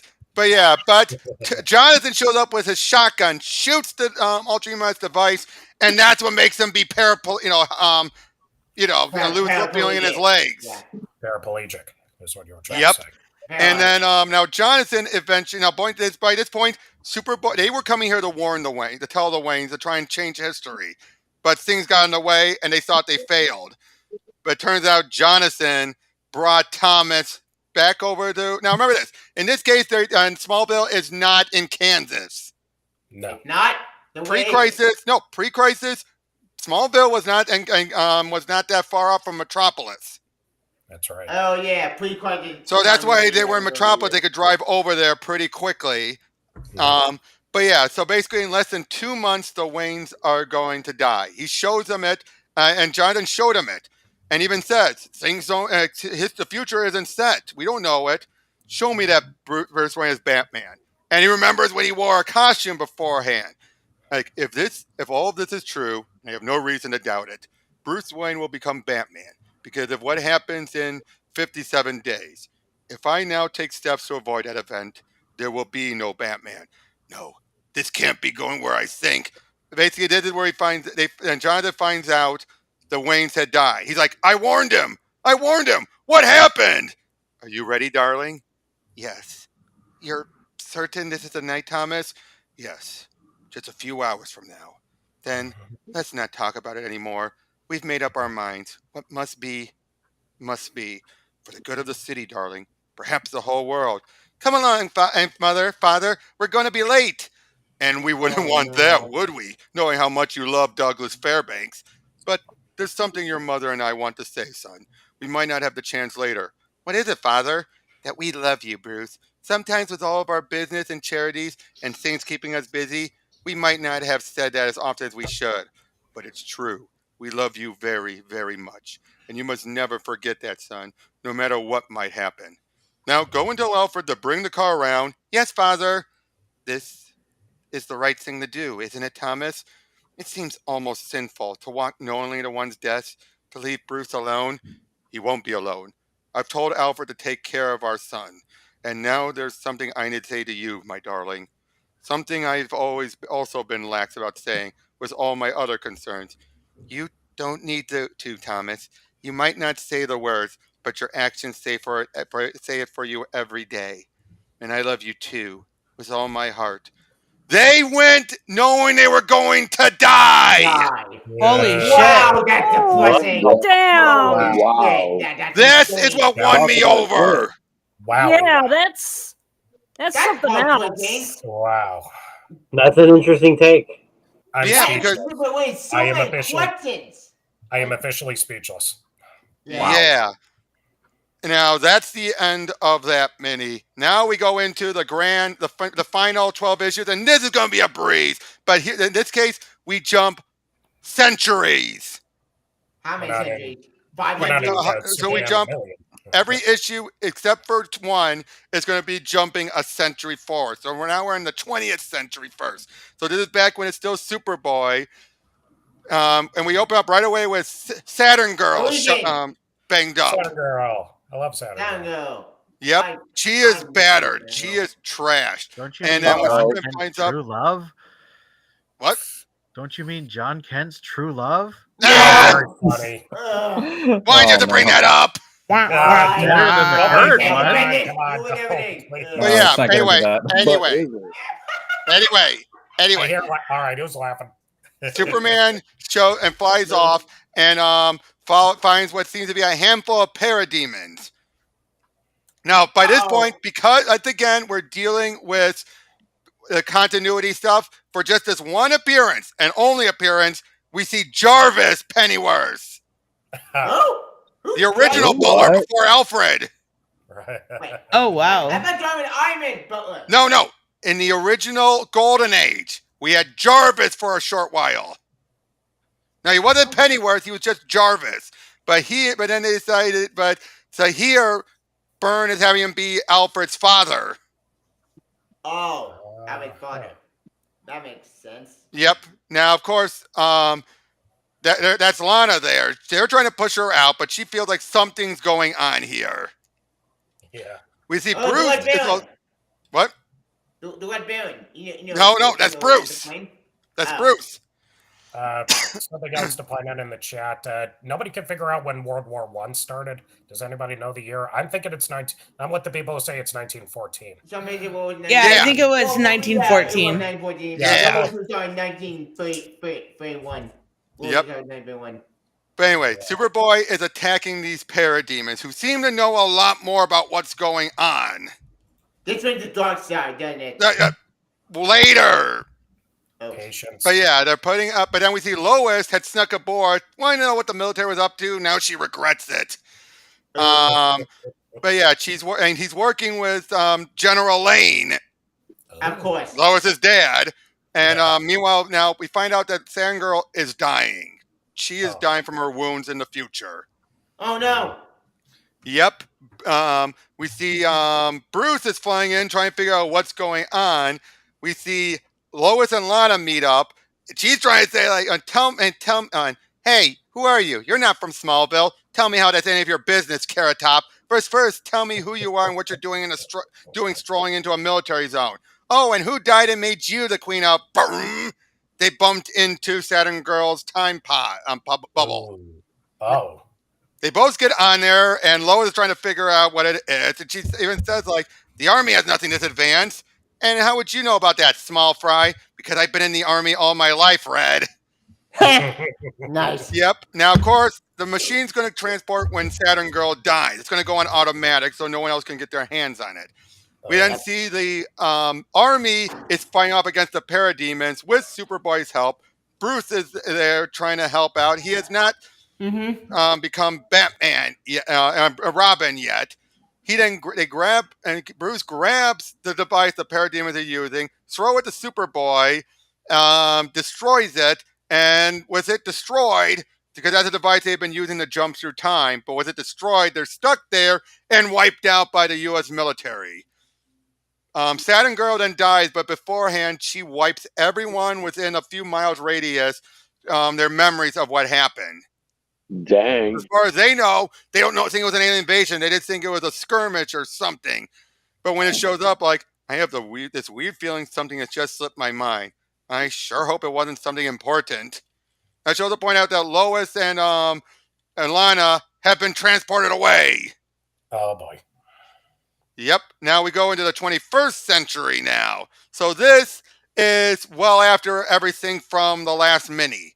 By this point, Clark and Amanda, that was Ransack, have twin girls, Lois and Laura. And they're Supergirl Red and Supergirl Blue. Oh no, not the red and blue again. Yep. We also find out that Amanda has been working in Arkham to try and help rehabilitate people, especially Lex. But Lex got away. Again. He has a He always spider gets bot. away. Yep. He has a spider bot robot. We see Bruce and Clark meet up again as they've been having this weird premonition about something going on in Smallville all those years ago. And they're trying to figure out what it was. And they, meanwhile, we're seeing Lex has teamed up with the Parademons. Now, and in the last issue, the Parademons said they worked was Lex. So for them, while we're moving forward, they're moving back. What? And this is a much larger group of Parademons than last time. Meanwhile, we see Superman feels like he finds the Parademons, their body's been buried. So he decides he's going to head to New Genesis to visit them. We see on New Genesis, they're getting a warning. Superman decides to let them know where he's heading and to keep an eye, to open a portal to Apocalypse, which Hal says no problem. We also see OMAC is attacking Lex. Big fight happens. It starts. They're trying to figure out what to do about Lex. Although Luthor wants to stop being called that, he just wants to be called Metallo. Oh, Metallo, of course. Yep. Wait, what I missed? But yeah, so he starts attacking them all. The kryptonite's weakening them. At the same time, Superman heads over to New Genesis. We see Luthor stops OMAC by returning him back to Buddy Blank. Oh yeah, OMAC. I know him. He's from the Silver Age. Yeah, yep. He had to be in Bendis region. In the the region. But anyway, we see that Superman shows up in New Genesis just as Apocalypse shows up. Now, by this point, they believe Darkseid has already been dead and defeated by Orion. Here we go. But then all of a sudden, something happens that's going to keep them, New Genesis, stuck, and Superman stuck there with them. Oh no! Yep. We see Clark show up and everything. Things seem to be going to hell, and then finally Luthor sets off an EE. A big one, of course. A big one. As we now go to 100 years have passed since then. 100 years. Yeah. Now remember, Bruce is immortal, and Kryptonians are stupidly long-lived. Kind of saying from Dragon Ball Z. Yeah. But yeah, we see this young blonde sneaking around named Cam. Now, you think it's Kamandi, but we'll get to that. But yeah, they're swinging around. Now, I showed the point the parademons transported away before that device went off. Wait, what? The parademons transported away to the prior issue. Remember, they're moving backwards in time. Of course. Okay, but yeah, we find out things are they're trying to figure out what's going on. We see that Clark is now naming himself Superman because they need the icon. Also, being close to the that device, to the EMP, aged him a little. Hence why he's now gray-haired. That's Superman with Devil Superman suit. From Superman with the symbol. Yep. Now we see the parademons show up, even larger than they were beforehand. Yep. And they're working on. They find what ends up being the Brother Eye satellite. Oh no! Which they end up bringing back in time, and that's what started everything in the first place. But unfortunately, being at the heart of the EMP stunted Lois and Lara's aging. So while they are 8 and years are going by, they're stuck as teenagers. As 14-year-olds. That's a teenager. You're right. Wait. I'm confused. Okay, let me see. So they were stuck at the middle of the EMP device. And then because of that, they're now stuck in their ages. Because something about their Kryptonian biology is because they normally can't age, or their age is slow. But for some reason, that EMP caused it to they can't grow up any further. Okay, but you said Lois, so okay. No. Okay, these are Superman's great grandchildren, and they are named Lois and Lara. Oh, okay. Now I get. Yeah, but I got confused with the name. Can I just say that guy with the visor sunglasses, he looked like Stan Lee. A little. He did. Face front, believe this. It's the imaginary tale. Yep. Now the parademons are ready to do an attack. We see Bruce is going to put on his old outfit again. BJ is there, but he still wants to help out behind the scenes while Bruce continues on as Batman. So cool. Yep. We then see Batman is trying to find this Cam, and because they need them. So they bring. Omnis Notora says in the chat, 14-year-olds, those raging hormones. Good luck with that. Yeah, but nice. But yeah, Supergirls fight off against the Parademons, smashing them. So they decide to head back in time again. Oh boy. Nice. And once they find it, we find out that Cam is a girl. Oh, Oh, Instead of Twist. being Kamandi, it's just Cam. What a twist. oh, that makes sense. And they want to Wait, come on. recreate Project OMAC. Uh-oh. Oh, and look, Wonder Woman shows up again. He's back. With the shield. da-da-da-da. Yep. I love that shield. It's so cool. But again, a bigger group of parademons have shown up again. And meanwhile, we see the Superheroes fly in with a box. It's Stevie. She's dying from an attack. Uh-oh. So they're going to try and use the purple ray to healing ray to heal her. Meanwhile, Metron is trying to figure out how to get out of wherever they're trapped in. Turns out Superman, he's going to get her with Dreamer. What? Oh boy. No, oh yeah, Lois is dead. And yeah, now that future we saw at the end of the first mini, that's not happening yet. Anybody hear a buzzing noise? Yeah, what was that? Yeah, that was weird. Yeah. Then we Somebody see screwball? Now we see Buddy Blank is a clone of the original Buddy, and he's still OMAC. And there's going to be an army of him. Wait, did he know he's a clone? Yes, they just said he's a clone. They said they told him he's a clone. He knows he's a clone. Okay. But they try to use the healing ray on Stevie. It doesn't work. What? No. Stevie Did he die? Yep.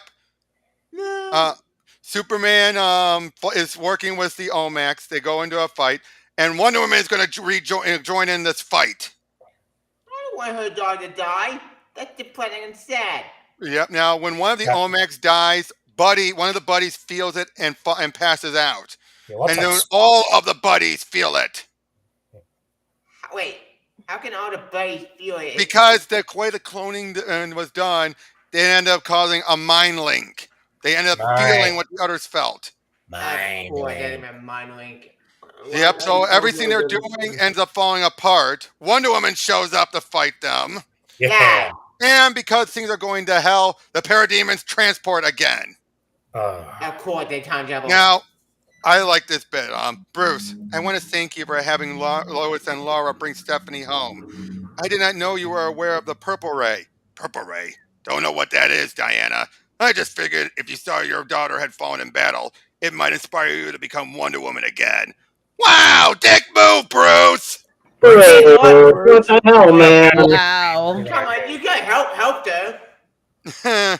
But yeah, we see then Wait. Superman is still having these dreams. We see the Legion are being attacked.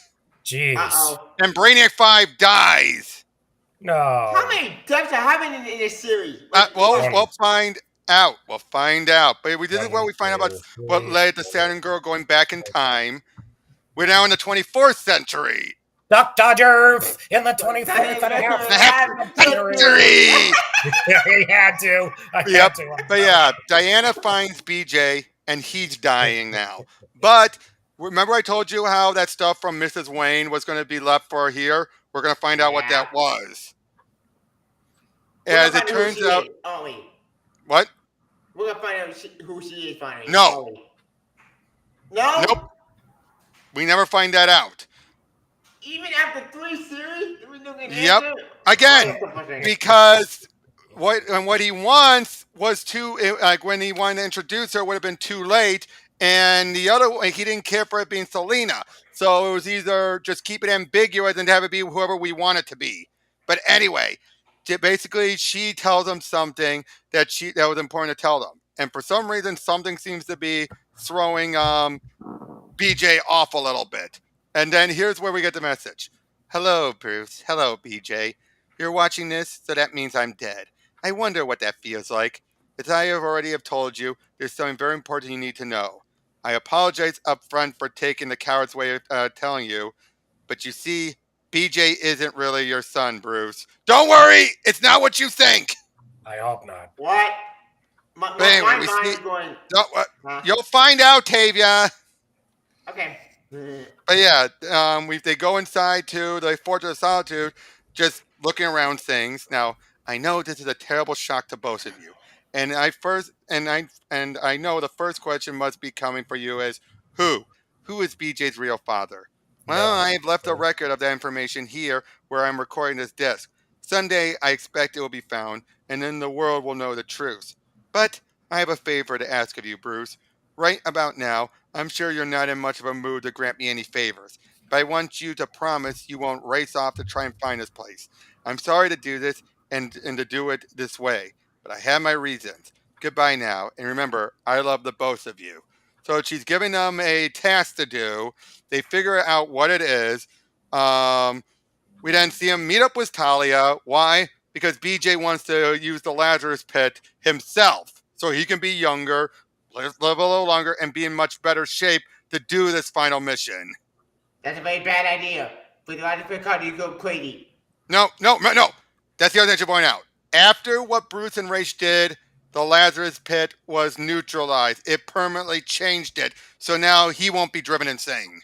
Oh, Oh. interesting. Now, he won't have the immortality his father has, but he will have the effects without none of the side effects. Nice. Oh. But anyway, they That's make their really way cool. in London and they're led on a bit of a challenge, which leads to a fight. And the police seem to be attacking, and it leads into another fight soon. Hello, boys. Mom, what year is this, I wonder? Not too soon after I made this recording, I hope. But if I know you as well as I think I do, it should be Batman and Robin who are watching this message. I hope you can both forgive me for my little white lie. Well, maybe a gray one. I was just so disturbed that BJ would not use Ra's al Ghul's magic to extend his life. I didn't want any more years than the fates gave me. But of course, I want so much more for my only son. Plus, I admit, I've been feeling bad about how I stood in the way of BJ becoming Dick's Robin. Then one day, I thought of something that might solve both those problems. Something that might inspire BJ to use the Lazarus Pit and become Robin again. Of course, BJ is really your son, Bruce, but I thought if I was clever enough, I worded my message to you very carefully. I wanted to provide you with just the right loopholes. This house scanner would not have activated unless it registered both your biotraces. So, just how well do I know my boys? I think she's Selena! That sounds like Selena! It's Catwoman. Wow. It has to be after Tristan, that. what do you got? Tristan. But now BJ is dying. Definitely. Yep. Now BJ is dying and he wants to die. Why? So he can be with Kara. Aww. Hello, Uncle Bruce. Or can I call you Dad? I never got the chance to do that. We weren't even sure you were alive when BJ and I got married. So yeah, the two move on to a better place. Now this is where we get a little... Twice in this mini, we see Byrne's whole notion of putting a young girl kissing an older man. Of course. Woman after Now, in this case, though, in her case, it's justified. She's stuck in this age, and yet he feels it's not right. I see. Yeah, I Justified is it? Yeah. I haven't justified at all. You are but a child. Well, I'm no child. I was born in the 21st century, more than 400 years ago. But yeah, basically, but now, though he's 50 cycles of his world, by the standards of his race, he's no more than a teenager. So he's used to the long aging stuff. Of course. Well, yeah, we see Lana and Clark flying around, and they meet up with Martian Manhunter. Hey! About damn time. It's just a cameo. We're seeing Luther again. How is he still alive? He's a brain in a jar. But the brain should not. The brain can only take so much. The liquid keeps him going. What does he have the last? No, that though he was paralyzed for four centuries. Wait, I thought Ultra Human had paralyzed for 4 centuries. What? I thought Ultra Human who was paralyzed. No, paralyzed. No, in other words, the brain was out cold for a while. Oh. But yeah, we then see Lois is making her way to Wayne Tower. Of course. Now we see Granny Goodness is there as they're bringing back Darkseid. He cheated death. Of course he did. Finally, I thought we were never Yeah, getting to Good dark side. Dark side rules. Yep. Yep. I'll agree with that one. Now we find out that Lois and goes up with Bruce and finds the gold kryptonite. Why? Because it's her Kryptonian genes that are keeping her from slowly or stop aging. So she figured if she's no longer a Kryptonian, she will be able to age again. But Unfortunately, something goes wrong. Unfortunately, something goes wrong thanks to Lex.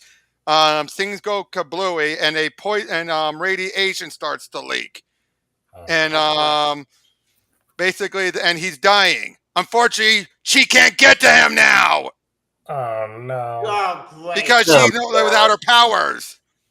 Nice going, idiot. Yep, he dies. Now we jump to the 26th century, and Superman decides they finally figure out a way to get him out of there. So he's going to leave. Turns out he and Dreamer have had kids by this point. What? How many? How 2. many? And who are Yep. the kids? Is it? We'll see them. We will see them. All right, but yeah, Superman decides he breaks free and he's able to make it back to Earth. Once he gets there, Lois crashes into him and even thinks it's. Oh, sorry, that's Laura. Lois was the other sister. My bad. But yeah, Superman punches him, and then Batman punches him, and he's hitting very hard. He's been able to punch this hard for 75 years. Sadly, he somehow has the Kryptonian powers. How? We'll get to that. But so they think it's a fake Superman. So he reveals that your parents went willingly to their deaths, knowing that their murders could help create the Batman. I never told anyone that. Not even me. It is you. And we find out that, and this is where we fill in a few more gaps about what's going on. The parademons have already gone back in time by this point. Now we find out about they fill them in on details. We also find out when the EMP went off, even the Green Lantern ring didn't work, so Hal fell to his death. Oh. What the hell? Man, he was barely in the story. Yeah. Very barely in the story. We knew you well. Yep. Now we find out about the OMAC army and everything going to happen to Stevie and Wonder Woman. We have Batman and Wonder Woman got together for a short time. Didn't last. It didn't last. It didn't last. Damn it. We didn't get caught up about what happened. Eventually, she left. What? I was just clearing my throat. Oh, sorry. We didn't find out what happened with the other Green Lantern. And then turns out Lex caused a bunch of robots, machines to go crazy. They eventually took care of Luthor once and for all. Lara did actually age, but it turns out Luthor used a bunch of kryptonite that killed off Lois and Clark. What? And yep, and then now Lara used the gold kryptonite cure to regain her powers, and then used one of Superman's many ways to give humans Kryptonian powers to humans. And because it never worked on an immortal, it didn't have any of the side effects. Now, of course, they asked, what about the Omax? Oh, right, they skipped that part. Eventually, because they were all linked, they had to go down to one, and then when he died, they unfortunately had to drop the whole project. Eventually, they finally did stop Lex. And things seem to finally be building up properly, and it looks like we're getting closer to the Legion's time. Good, he's finally dead. Finally, the Mad Tyrant's over. Yep. Thank God. But yeah, then they go there and they soon find Saturn Girl's body. Happy Halloween. Yep. Now Superman tries to go go forward in time, but it doesn't work yet. We also see Lois and Lana are heading back towards the future. They're trying to figure out what's going on, but they know there's nothing they can do to stop it. Now it says 26th century part 2. This is actually, we go to the 19th century, because it turns out when Superman tried going forward in time, he ended up bouncing back in time. To the West, to the Hex era. Yep. And they find him again. They use a device to keep him in stasis until he could reawaken again. But yeah, he bounced back, and he meets up with Scott Free. Scot-free. Oh, yeah, Mr. Miracle. Mr. Miracle when he was young. Oh, okay. Woo! And Metron. And they meet up with Jonathan Kent. Huh? Wait, Pa Kent? Yep, and Martha. But it turns out Wait, Johnson is wait. there because he wants to go after Jonah Hex because of people that Jonah had killed were some of soldiers that Johnson had fought alongside. Wait, but how can Pugga be out in the West? Remember, Clark was already Superboy by 1919. Oh yeah, when the 1800s. Yeah, but yeah, we have Jonah Hex here. Basically, we're going to be there, and he's hunting down a guy named Caleb Lamb. And eventually, he has a little shootout with Jonathan, but he doesn't want to kill him. Why? Whoever I killed was near and dear to you. I killed as a soldier fighting for his country. Now I don't, and now I don't kill less than there's money involved. And Caleb shows up. The shots go off, and Martha got shot. No! Now, thanks to help from Metron, they get a doctor over there who can help her. But this is why Martha couldn't have children. Oh, God. Hey, Robert. Yeah.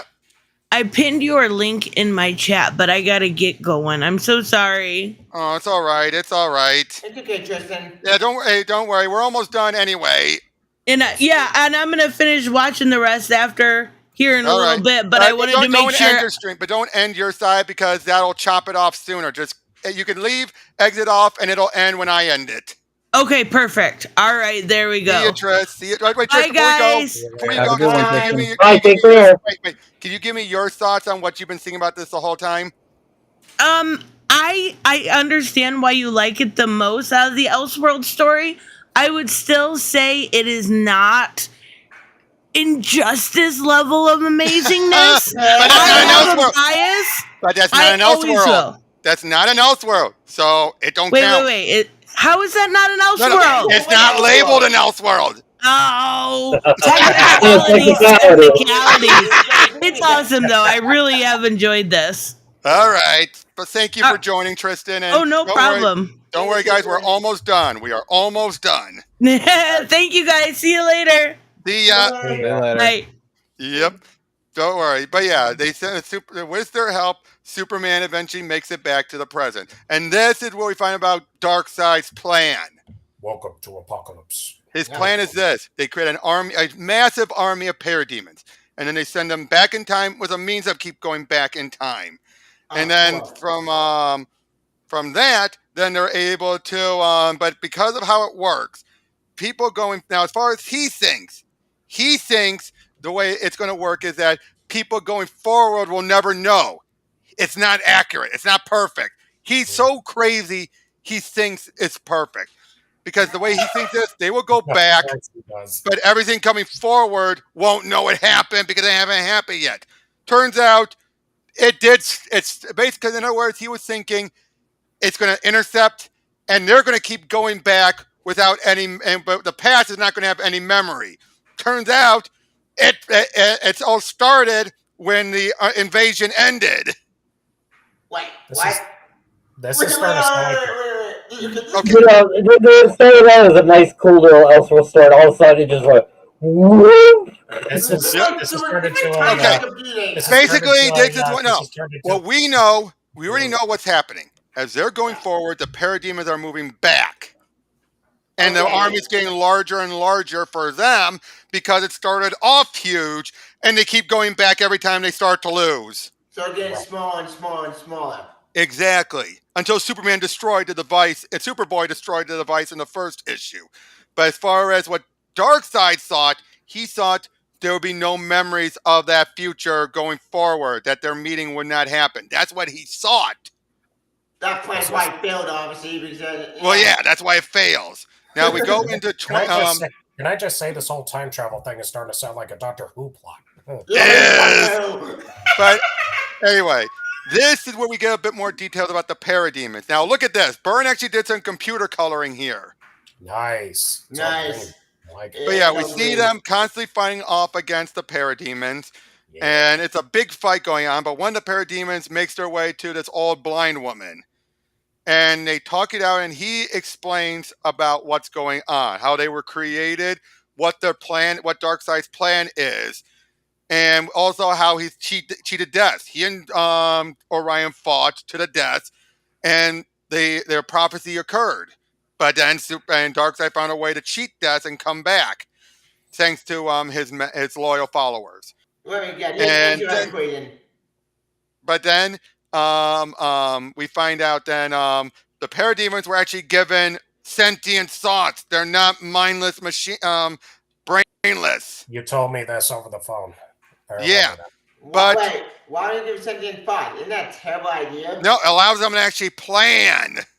Oh, Because they're not going to be around Darkseid to take orders anymore if they go back in time. that's true. All right. But because they and the old woman realizes if they find out the truth that that these people are sentient, Batman and Superman will hold back. So she kills them, and it's Laura. Laura killed, and no, unfortunately, this doesn't come back to bite her. Okay. This should come back to bite us. It should. Like, what the hell?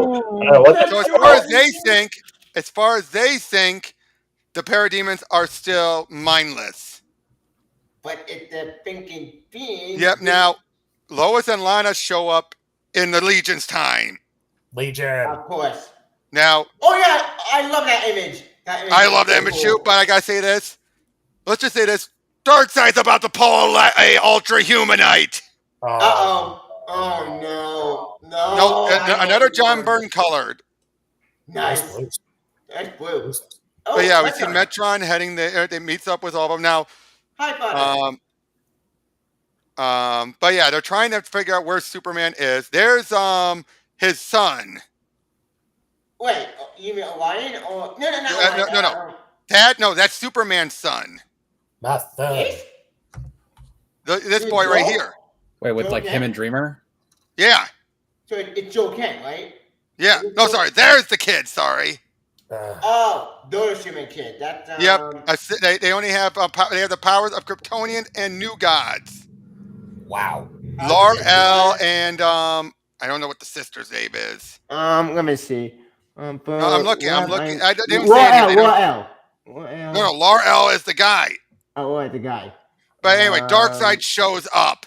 Now, Of course. we find out during this time, Bruce and Laura got together and had a kid who died in between times. Oh. Wait. So Bruce Wait. banged Superman's great-granddaughter. I'm my own That's grandpa. disgusting. I'm my own grandpa. Yep, but then we see Metron shows up. He's badly damaged and warning them about what's going on in New Genesis. Uh-oh. And then eventually Metron dies. The effect is Uh-oh. always dramatic. Yep. So Superman heads back and finds New Genesis has been torn apart. We then see Lar-El, that's his son, fighting him because he's blaming him for what happened. Oh, Vara is her name. Vara is his daughter's name. Oh, Laura. No, Vara. Vala. The- My the- bad. V. I gotta name it. Yeah, they meet up there. They meet up with Dreamer, find out about what's been going on, explain why it took him so long to get back. Oh, there's Barda. Butter. Big butter. Big butter. Yeah, wait. Yep. And then they Exactly go what in to fight them. But then all of a sudden we see Superman transport back, but we find out why. He fights the parademons. Every one of the New Gods die one by one Of until course. he then we see Darkseid holding Dreamer. We then see No. Lar-El get blasted by the Omega beams. Same with Vara. And then before Darkseid can, he killed them, but Superman he sends back to Earth. But before he does, he snaps Dreamer's neck. What? No, he wanted me to suffer. He mimicked so closely the way Luthor, or Ultra Humanite, destroyed my first family. It's like he saw all the scars still in my mind, but he made a mistake leaving me alive. The same mistake Luthor made. For almost 1,000 years, I have fought my never-ending battle against the likes of Luthor and Darkseid, but I did it as a soldier, as a policeman, because it was the right thing to do, the just thing. Now Darkseid has made it personal. Uh-oh. Now we're You now in get the killed 29th outside, century as we see Lana and Lois wandering around, looking around, trying to figure out what's going on. That must have been a time machine. They soon then find out about Superman. the Superman Museum and find he's Superman. Lois. Superman. But I'm getting to it. He's married to somebody named Lois Lane. Who the heck is Lois Lane? I'm Lois Lois Lane. Lane. Superman's gonna marry me? That can't be right. Something awful must have happened to me. I've got to find out what. Slow down, Red. I bet they don't like people running around museums here any more than they did in Red. Clark is Superboy.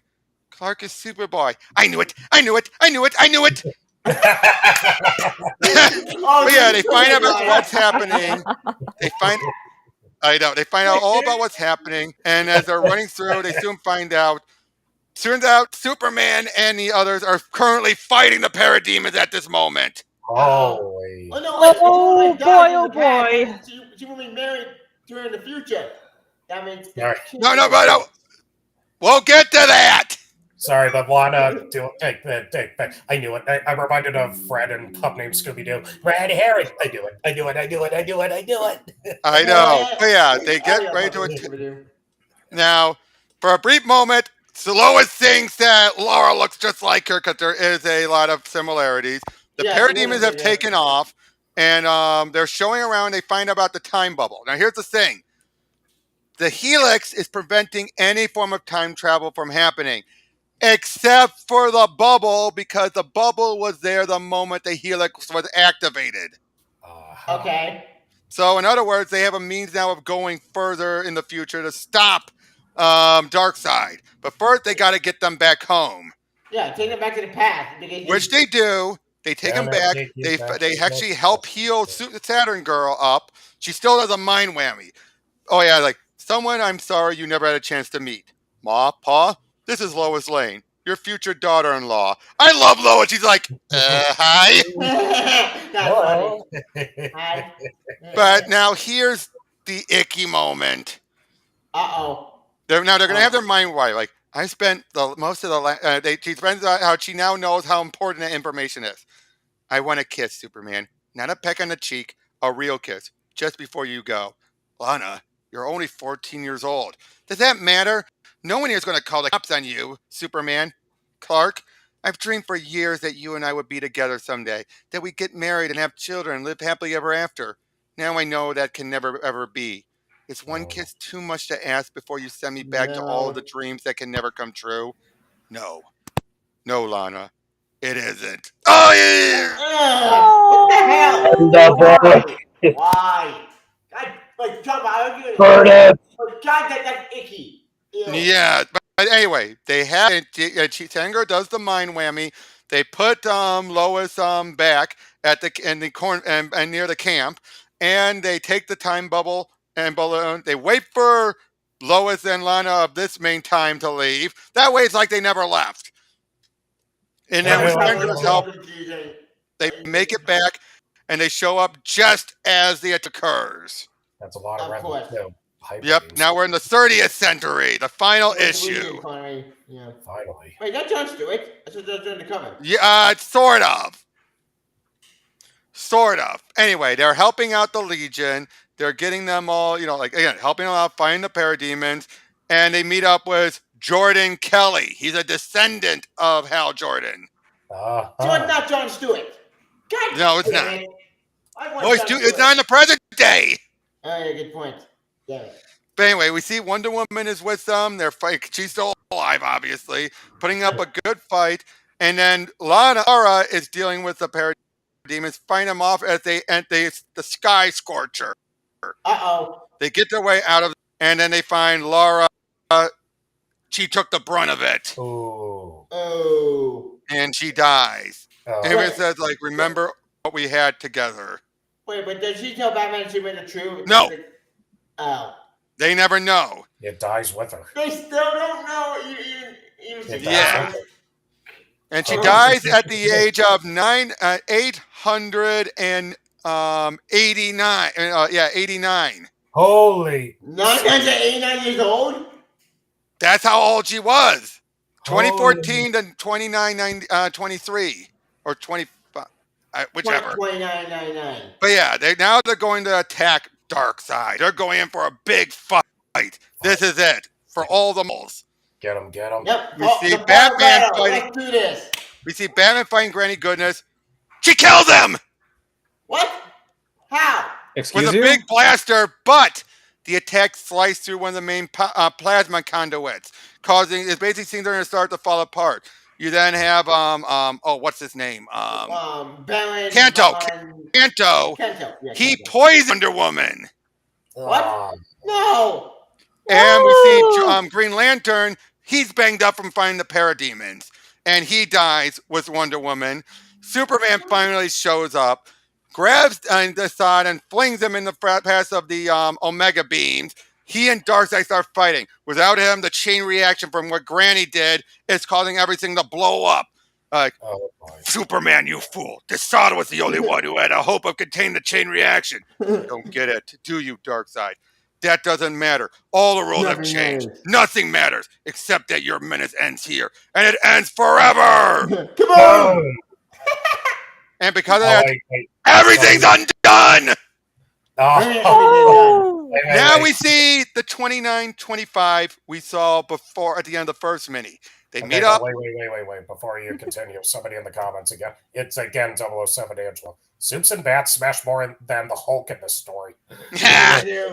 But yeah, we then see them show up for a moment, and Superman show like, I'm not sure, Bruce. I have the strangest feeling something just slipped my mind. I hope it wasn't anything important. And that's the end of everything. Wow! What? Did Batman's mask just like form around his head? Oh yeah, that's what we saw that before. We saw that at the end of the first mini. That's kind of Okay. Batman is a member of the MCU I know confirmed. he's a That reminds me of the symbiote. So, what did you all think? That was a lot. Yeah. That was a lot. fucking crazy, dude. Yeah. But what would you say was your favorite of the three minis? My favorite 3 minutes had to be, I don't know. That was all freaking wild. When did Hooded leave? I have no idea. I have no idea. Oh, where'd he go? Yeah, where did he go? Yeah, but anyway, I would say the first one was the strongest. I agree. The first one. I mean, yeah, it's something that naturally has a lot tighter of a premise and it's a lot easier to follow. And I think I enjoy the first two as a complete piece. In fact, I wouldn't mind breaking apart that omnibus and putting it back together in the chronological order. I agree. The third Yeah, mini, that would have made it a lot easier to follow because it's like, yeah, there's a lot of interesting stuff happening, but I was trying to do the internal calculus of like, oh, wait, we're here in the timeline, now we're here, and that kind of detracted from me really following it all that I way. felt so confused. Joey it's everything falls apart. Because It's like Memento or one of those episodes of Star Wars, The Clone Wars, that you got to mash together. Or it's like Kill Bill 1 and 2. You got to watch Or both. Return of the Jedi. Yeah. It's like the scene in It's Always Sunny where you need the thing in the background just to point to this and then point to that. But you see why it is my favorite? I guess it was. There's definitely a lot of substance Then there. if you're a madman. Might like it. Great writing on here. Very good artwork. Although I think the third one is the weakest artwork The first one is the weakest, and it's like the icky moment with Lana and Superman, which kissing. What was up was at least with Laura and the that Green Lantern, it made sense. She was stuck in that age. Yeah, at least that made sense. But for Superman, I mean, I get No. I get it, but I don't want it. It's one of those. I don't things want like, either. I just. But Please still come after us. I'm too young. Yeah, but still though, I just gotta say, the moment that still always opened my eyes. I mean, my favorite moment has to be, of course, the Wayne secret. Yes. Yeah, that was probably like one of the strongest parts of the whole thing. Like, different take on the mythos. Yeah, but also though, Luther or Ultra Humanite's master plan was ingenious and insidious. Yeah, oh my He killed god. all Superman family. He killed basically Superman's daughter, his wife, his son, and then later on his friends. Like Jesus. Jesus Christ, what's Rupert ran a criminal? But Ultra Humanite is much worse in this series. He's a monster. Yeah, but now granted, don't sell Luther short. Look what he did in 3. Oh yeah, 3. He killed everybody. Yep. Now let's go one at a time. Each one of you give your thoughts. Raymond, you first. We'll give your entire thoughts on this series. Each one, artwork and story, and tell everyone what you thought. The artwork was freaking great, man. I enjoyed how retro it all looked by comparison to today's comics. Oh, yeah. Story, I don't know. Was I high? I don't know what happened. Pass them around. Possibly. Yeah, that I just feel like I just came back from a fucking trip. So how much we went over? Yeah, you gotta really. We should have slowed down and read it more, but that would have taken too long. Yeah, Holy unfortunately. I mean, look at how long it took to do it this way. Yeah, I know. 18 minutes. We should have If done I this in read more of it, longer. we'd be here forever. Yeah, But, we'd be here till like 3 a.m. Yeah. Yeah, Get all our anyway, dissertation on it. but favorite moments, favorite characters, what would you say? I would probably just say, probably BJ is as ridiculous as his name is. I really liked his character. Yeah. He usually got a happy ending. Yeah, he was out of everyone, he probably had the happiest of all the endings. I mean, the story, everyone just kept getting shafted. Well, technically, Bruce, Clark, and Lana got a happy ending in the original. That's kind of cool too, but I'm like, Jesus Christ, could you guys just stop dying? Well, to be fair, none of that happened now. Nothing happened now. It all got erased. Yeah. Oh my god. Yeah. Hit the retcon button. Yeah, exactly. It's a complete reset. Which means this entire mini was completely pointless. Oh, that's all kinds of fun. No, it's like across the second dimension with Phineas and Ferb. We went through the best adventure ever, but we got a memory wipe, otherwise you don't keep the platypus. Bye. Right, but yeah. So, what would you give this on a 1 to 10? The entire trilogy. The entire trilogy, probably 7, maybe 8 if I was super high. Let me guess. The third one, it's because of the third one that hurts it, right? Yeah, I mean, don't get me wrong. I love the introduction of like Darkseid and everything like that. I thought he was, especially his like character design. I love how he looked back. Yeah, Byrne does great with Darkseid. I love Darkseid design. Oh yeah. Yeah. But yeah, it's a solid 7 for me. 8 if I'm super stoned. Okay, better question. What would you give the first two without the third one? Solid 8. All without right. being stoned. All right. Now, Tavia, you're next. Yeah. Thoughts on our story, artwork, favorite character, favorite moments, any of that? My favorite, I thought all of them amazing. I loved it all between all the seasons. Well, to all I will be the weakest, but always still amazing. But in this book, you can still see all the detail meeting. And all of it, I love all of it. I love the art with John Byrne. I think John would do all this. I'm not sure. Yeah, I don't know do all this. Yeah. Art meeting, it's like able art meeting. Story-wise, okay. Tell me the one I made the stronger one I've already. It felt like a contained story, but I did a pause on my ego because it was my fun life story. And I was fun life story. Generation 1 had a happy ending. Generation 2, everybody keeps dying, and that's when everything goes, wait, what? Why did it go dark? This isn't the story one. I don't really die cynical. Wait, True. Dying, what? The rating died? Huh? Wait, what's happening? Well, it's still what it gets. What's happening? Generation 3. This is where everything falls apart for me. Because what? Wait. Yeah. Wait. Stop. Wait. Yeah. All right. My Favorite character. My favorite character I've already done it was I think besides Superman, Batman, obviously. Favorite character had to be Superman, Batman, but also made Bruce Jr. because Bruce Jr. was had a happy ending. Yeah, Bruce Bruce I Jr. know Supergirl, Laura, who Laura. got killed her with that. Yeah. So much wasted potential was her. It's certainly a potential because I thought when Joel and Supergirl would make up because in a way he kind of reminded me of kind of John sort of. Okay, not a John. But John. But I get what happened, especially when you have Luther Humanite manipulating him. Yeah, that's true. They manipulate him. But it kind of reminded me of Supergirl show. Instead with a good show by a little show. It kind of reminded me of that show. But I like the 2 boys, these 2 children, Superman that kill each other. Right. Kind of All right. sad to play with them. But other than that, One to 10 rating. 1 to 10 rating. Oh, I ain't gonna put in my box.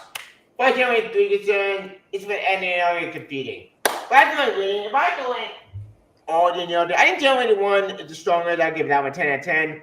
Germany 2, yeah, 8 out of 10.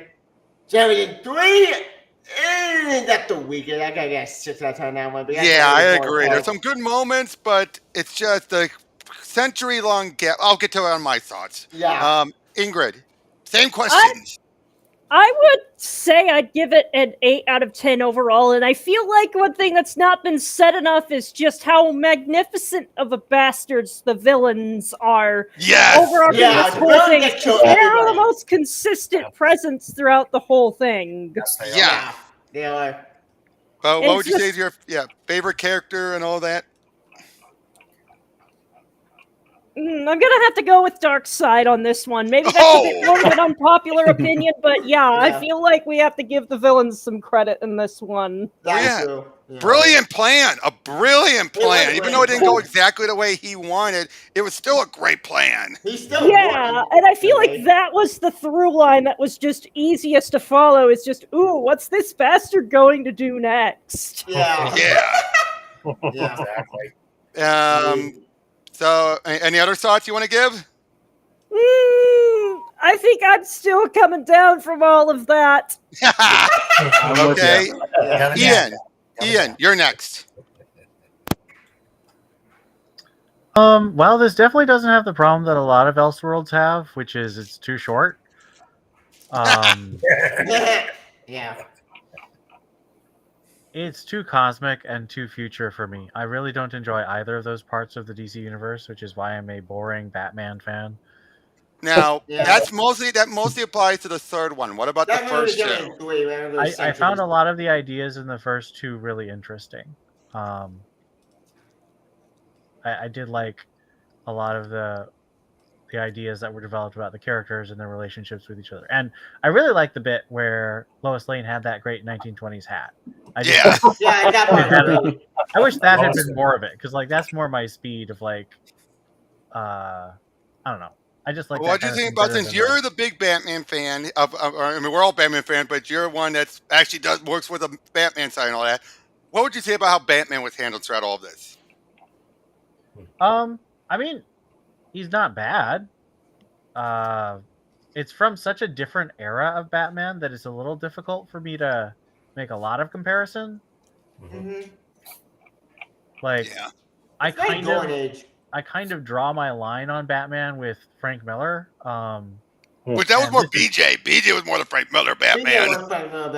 BJ was way too like family oriented to actually be a Frank Miller Batman, though. That's true. He's not but at the same time, he actually cared about his wife. Like Frank Miller Batman would be like, "I have no wife." True. Well, technically, would you counted his wife when she died right on the wedding day? I mean, that's like Tom King level stuff. That ain't Tom King. Oh wow! Damn, dude. I think I met Tom King. Well, at least he had his other wife. That's true. Melee. Yep. Okay, Alex. I don't you know what. Before we go in, favorite character and what would you give a rating? Lois Lane with the hat. Favorite character. You're not gonna let that hat out. That hat was awesome. And I think a rating, I'd give it like a 7.5. All right, Alex, your turn. Yeah, I definitely enjoyed the first. The first one definitely sort of seeing into this alternate world where Superman and Batman kind of like aged along with like the age of the comic book eras, which I thought was a really interesting concept.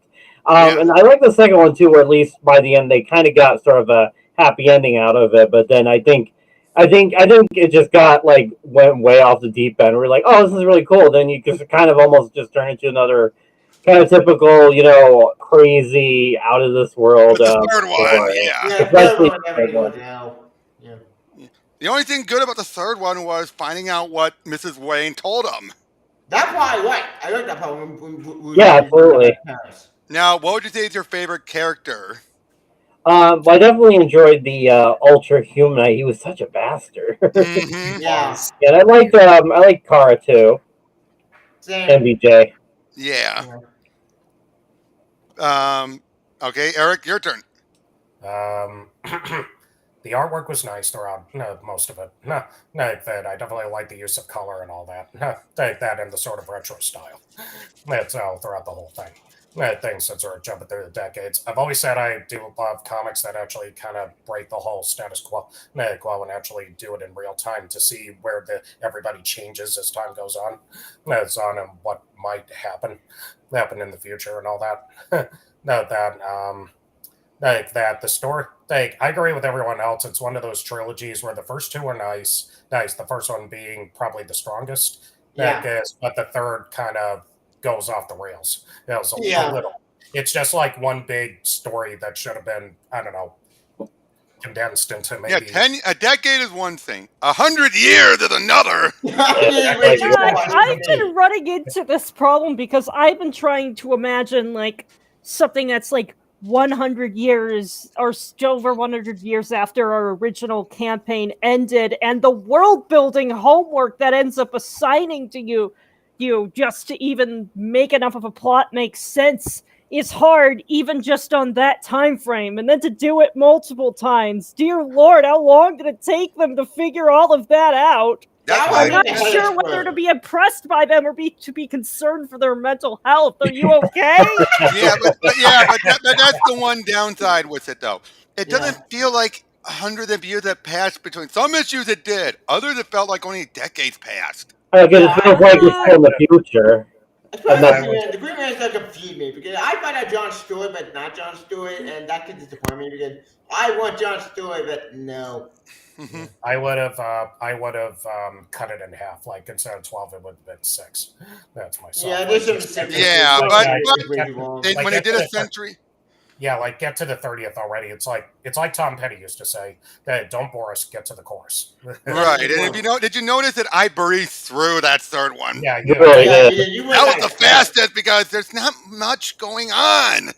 Yeah, not that it's fight, convoluted plot, fight. Yeah, now I would say I will also say that, and now I gotta say, favorite character. My favorite characters were BJ and Laura, I think. Laura or Kara? Laura or Kara. Which Supergirl did we see with the blonde hair or black hair? The black hair, I think. Oh, that was Laura. Yeah. Okay. Yeah. I liked her, and I felt so bad for her. And I liked Kara, but I did like Kara too. Yeah. I like Kara more. Kara didn't kill sentient being. Yeah, that's where things go too far. That's why I got pissed off because. What? Yeah, because she didn't get called out or anything. It's like, oh right, yeah. Oh no, what the hell? Like, yeah, but that's what you get when you do it. When you only have a few other issues left, and you have too much to pile on it.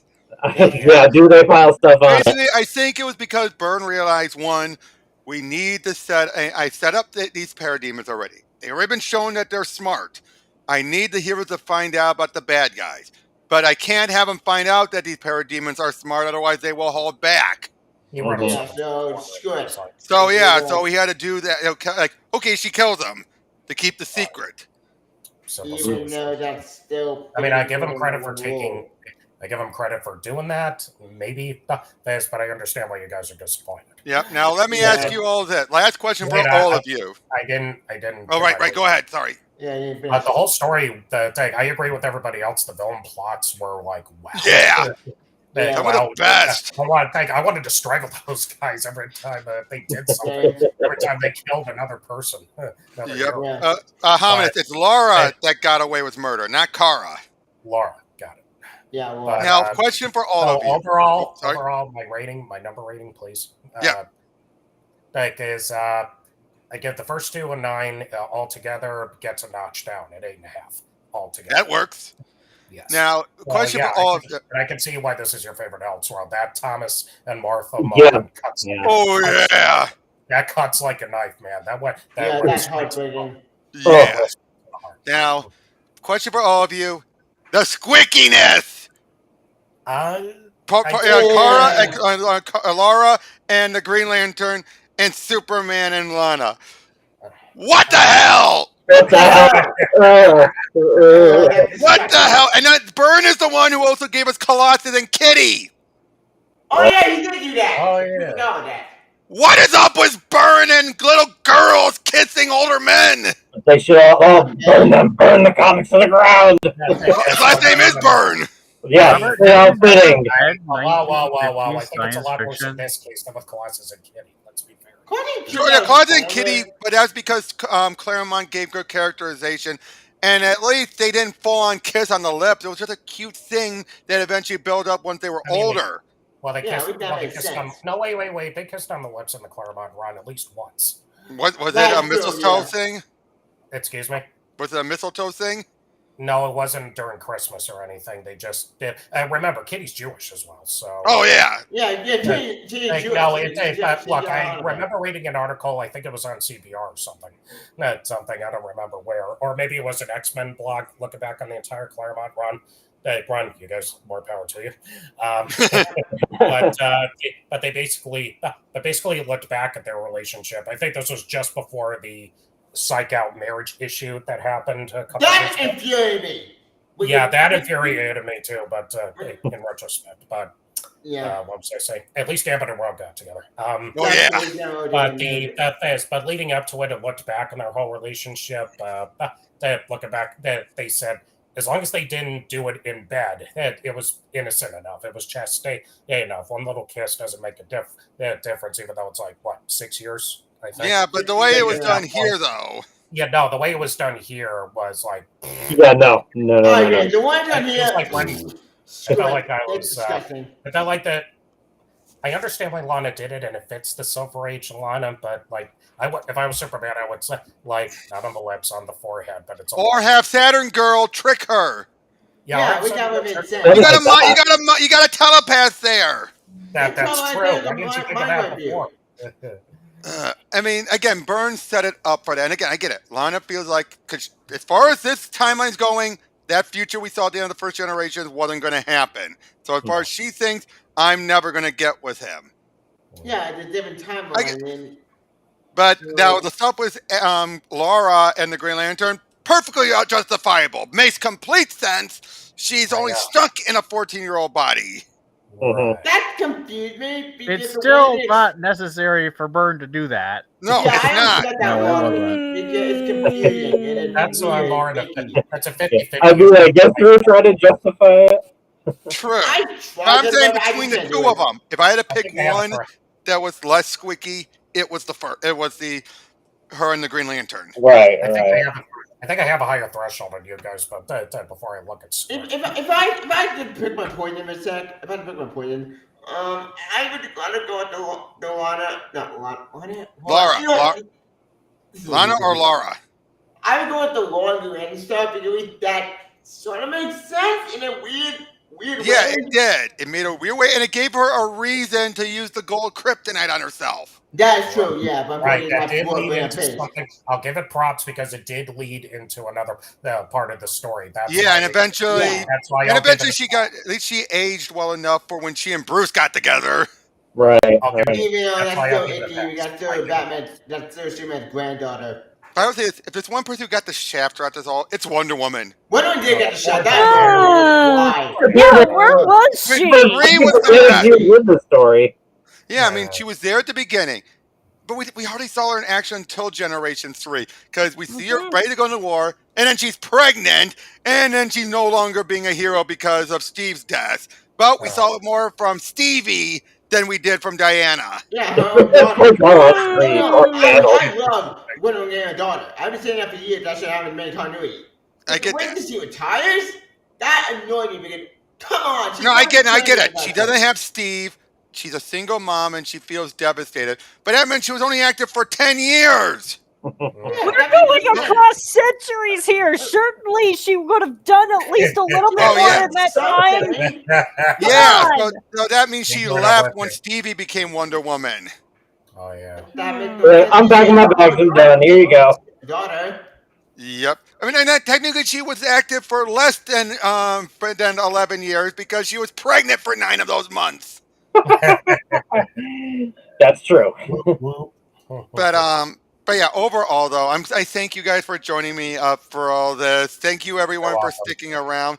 this. I've been wanting to do this forever. It was either this or Just Imagine Stanley. I'll get to that when we get to December. Who knows? I might be at 125 by then at this rate. Yeah. Oh, I love your part of it. Does it imagine you about the things that I'm trying to cover? Not cover my channel. I'm trying to read some of it. It's very weird, but very interesting. And But yeah, but overall, though, coming back. That thing coming back. Firestone in I think this year. Yeah, coming this year. So I do yeah, but anyway, but yeah, thank you all for joining me for this, and I'm glad we were able to talk about it all. Well, wait, I just realized we didn't talk about and one last thing about the Batman Captain America thing. yeah, About how all that fit into it. That was kind of fun. That was fun. It was just like a fun. I think because everything else that we experienced tonight was just so batshit crazy. But I know. It's all prequel. So we're like, oh yeah, we ran out of comic before that. No, it's like the short cartoon before the big movie. But this is good with a short tied into the movie. Exactly. Yeah, it's such a fun story. Yeah, but yeah. And I like how they actually acknowledge by having the Joker say that he was a guest of the Third Reich. I guess he survived the nuke, and then the Germany sent him to Russia. Right. Yeah, and the fact that Joker goes going, I need a homicide maniac, but an American homicide maniac. Yeah, I know. That's a great moment. All right. Joker's not that crazy. Yep. So everyone, thank you all again, and we'll see you all on the next lesson, which I already have recorded. That one is going to be Superman, the Last Family of Krypton. We'll see you all on that one. Oh boy. Bye-bye.